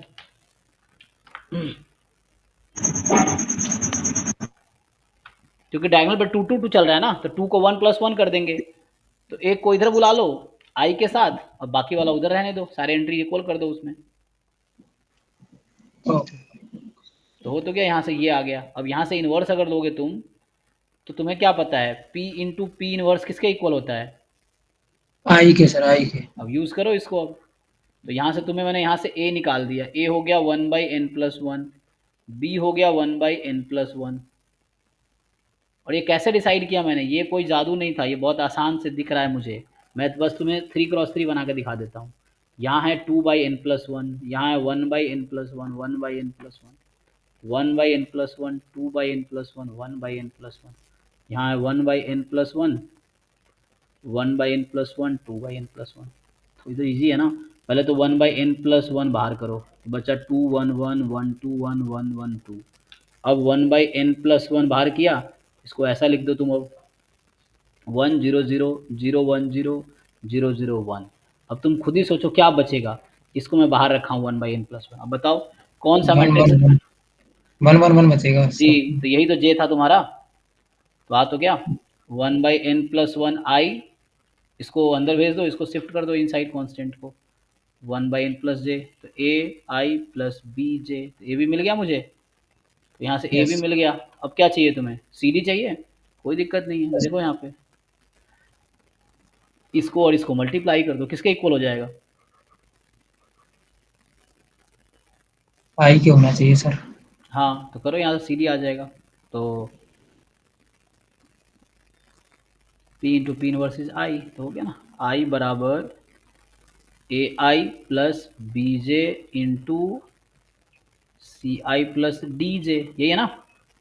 यस सर यही तो ये हो गया, हाँ a i plus b j and c i plus d j, इसको मल्टीप्लाई कर लो। तो यहाँ से क्या आ जाएगा, बस इसको मल्टीप्लाई करो, यहाँ से आ जाएगा। ए भी पता ही है तुम्हें, सी डी भी आ जाएगा। कंपेयर कर लो दोनों तरफ, मल्टीप्लाई करके कंपेरिजन कर लेना। बस में देखना जे इंटू जे किसके इक्वल आएगा, जो जे स्क्वायर मैट्रिक्स है वो किसके इक्वल आएगा, एन टाइम जे आएगा आई थिंक। चेक करो कैसे, मल्टीप्लाई करके देखो। ये जो जे है, जे को जे से मल्टीप्लाई करो, क्या मिलेगा, ये जो जे है इसको खुद से मल्टीप्लाई करोगे, इसको इससे करोगे तो 1 + 1 + 1, यहाँ है ना एन आ जाएगा, एन एन एन सारी एंट्री एन आएगी। तो वो जे स्क्वायर जो आएगा उसको बाद में तुम रखना एन टाइम जे, यहाँ मल्टीप्लाई करोगे ना इसको। करो, इतना दिमाग तो लगाओ खुद ही, और एक साइड बुला के कंपेरिजन करो। ओके।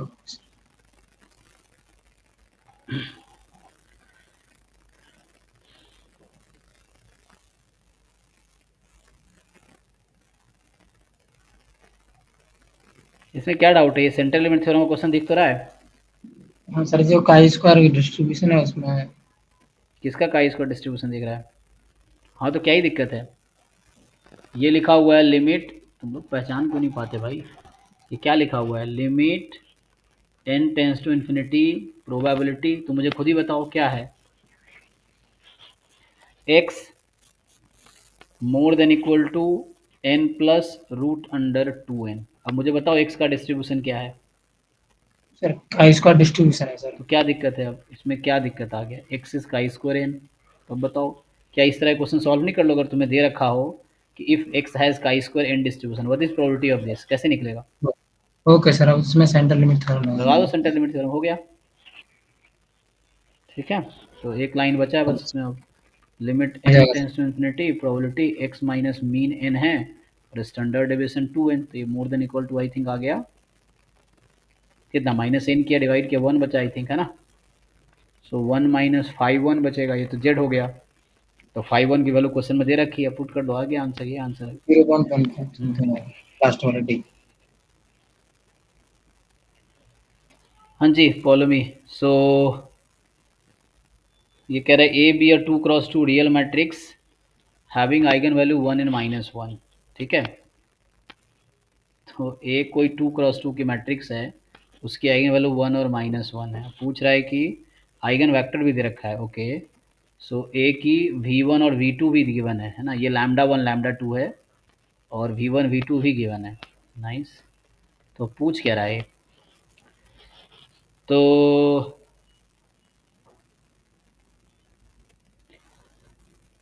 ए की पावर 2021 जो है वो ये वाला मैट्रिक्स है ए बी सी डी। अच्छा, तो पूछ रहा है ए बी सी डी बताओ, तो पहले वो नहीं निकाल लोगे तुम लोग, क्या दिक्कत आ रहा है तुम लोग, देखो। सो ए का जब मुझे आइगन वैल्यू पता है तो क्या मैं ऐसा नहीं कर सकता हूँ, A v one is equal to λ1 v1, A v two is equal to λ2 v2।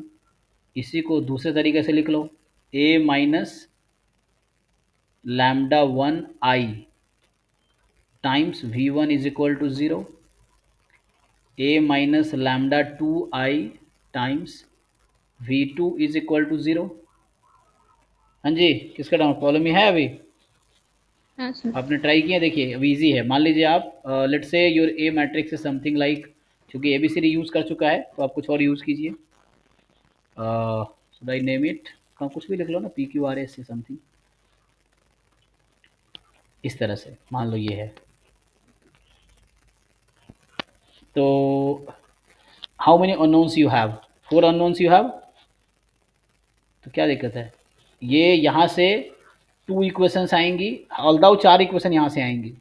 4 elements है ना इसमें, 2 क्रॉस 2 का मैट्रिक्स है।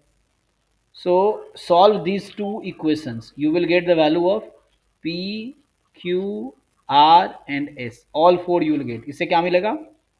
You will get the matrix A. ठीक है ना, हिंट सफिशिएंट है ना, करके देखो, नहीं तो फिर पूछो मुझसे आप दोबारा अगले क्लास में। So lambda 1 is given here, V1 is also given, lambda 2 is given, V2 is given. You put the value. तो यहाँ से जब आप, ये 2 क्रॉस 2 की मैट्रिक्स है, इसके सारे एलिमेंट 0 हो जाएंगे, तो यहाँ से 4 इक्वेशन बनेंगे, यहाँ से 4 इक्वेशन बनेंगे। हो सकता है वो 2 इक्वेशन कॉमन हो। तो in all you have just 4 unknowns, p q r s. तो you will get p q r s from this 2 equations, matrix equations.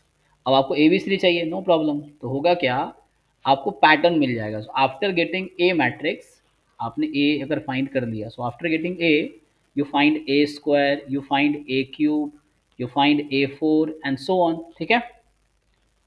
and then at the end you will get a raised to power 2021। अच्छा, तो आपको लगा कितना निकालना है, तो you will get the pattern actually after finding 1 2 term you will get the pattern। अच्छा, एक काम करो, इससे मत करो, ये लंबा मेथड है। Let's come to the easy way. This will take time, so easier way is, why don't you do one thing, a v1 is equal to lambda 1 v1। so if I ask you a raised to power 2021 v1 will be equal to what? Idea है किसी को? Lambda की power हो सकता है sir. Lambda 1 की power 2021 v1, no problem, ठीक है ना, हो गया। Similarly a v2 is equal to lambda 2 v2। आपको पता है ना, a has eigen value lambda 1 lambda 2, then a raise to power 21 has eigen value what, lambda की पावर 2021, नो प्रॉब्लम।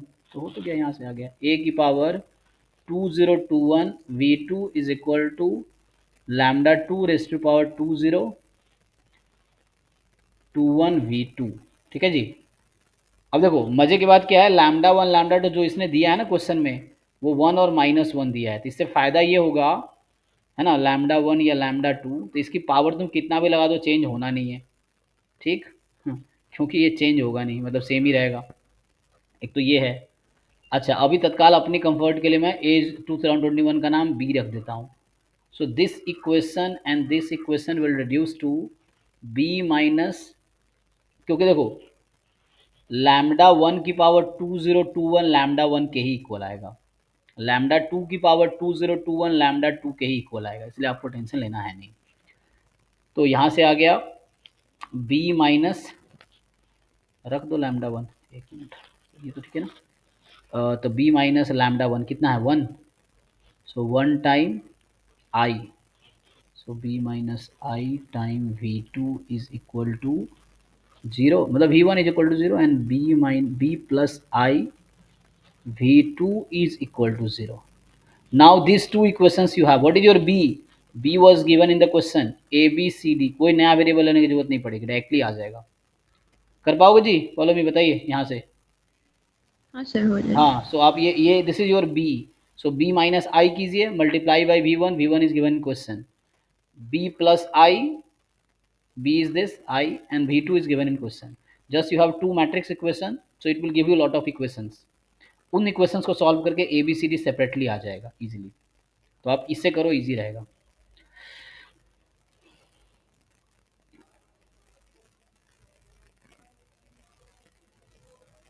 अच्छा, तो यहाँ पे इन्होंने सॉल्व कर रखा है ना ये क्वेश्चन, ओके। हाँ, तो जो आपने पूछा था ना सयानी, देखिए नेहा ने भेजा है solution. So you have this way to find how to find MGF of this PDF, this kind of PDF. उसने सॉल्व कर रखा है, एक फॉर्मूला यहाँ यूज़ किया है इन्होंने, वो थोड़ा सा यूज़ करना पड़ेगा आपको। सर वो जो कैपिटल मतलब ये जो मतलब मैं देख रही हूँ जी तो ये जो capital phi Z plus T है ना मतलब इसको जब इक्वेशन ये कैपिटल फाई एक्सपेक्टेशन ये कैपिटल मतलब सिंस ये जो दिया हुआ है ना मतलब इसमें capital phi B by root over 1 plus A square ये फॉर्मूला ये है इसका, E of A Z plus B का फॉर्मूला होता है, जेड आपका रैंडम वेरिएबल है, तो this formula is this will reduce to phi of B upon root under 1 plus A square, this is the identity you can use. यहाँ Z क्या है, normal random variable है, ठीक है ना, स्टैंडर्ड नॉर्मल। तो क्या ये फॉर्मूला, ये फॉर्मूला यूज करो, ये फॉर्मूला एक्चुअली एक रिजल्ट है मतलब।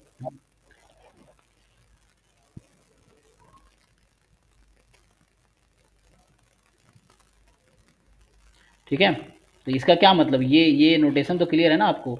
दिस मीन्स कि z less than equal to B upon root under 1 plus A square के इक्वल आएगा। क्या दिक्कत है, इसका मतलब यही तो है, लेकिन कोई दिक्कत नहीं, वो तो आप इसको यूज़ करो, डायरेक्टिव उन्होंने यूज़ किया है, फॉर्मूला है, तो फिर इसको प्रूफ करना पड़ेगा अलग से, आपको टाइम लगेगा।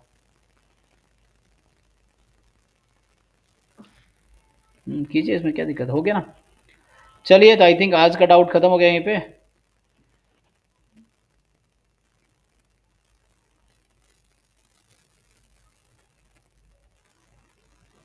ठीक है, तो अभी मैं 7 to 8 में या 5-10 मिनट का ब्रेक ले लो, जिनके 2000 कौन सा हमने कल 2000 जैम के 2010 का डिस्कशन किया था कल, ठीक है, यस्टरडे।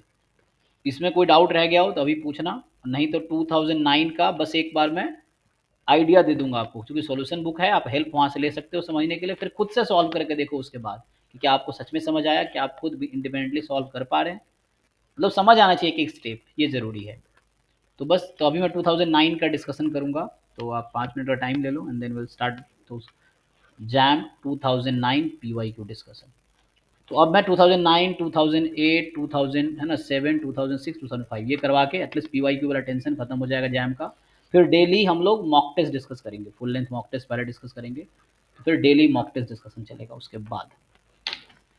बाकी आपको खुद भी करने हैं ना, सब मेरे भरोसे मत बैठो, आप खुद मॉक टेस्ट पूरा सॉल्व करो, डाउट क्लास में डिस्कस करो, PYQ खुद सॉल्व करो, बाकी असाइनमेंट्स करो, जो भी कर सकते हो अपने तरफ से, जो भी आपको फील हो करो, फिर डाउट मुझसे डिस्कस करो, है ना। ठीक है, चलिए, तो अभी इसको डाउट क्लास में स्टॉप करते हैं एंड हम मिलते हैं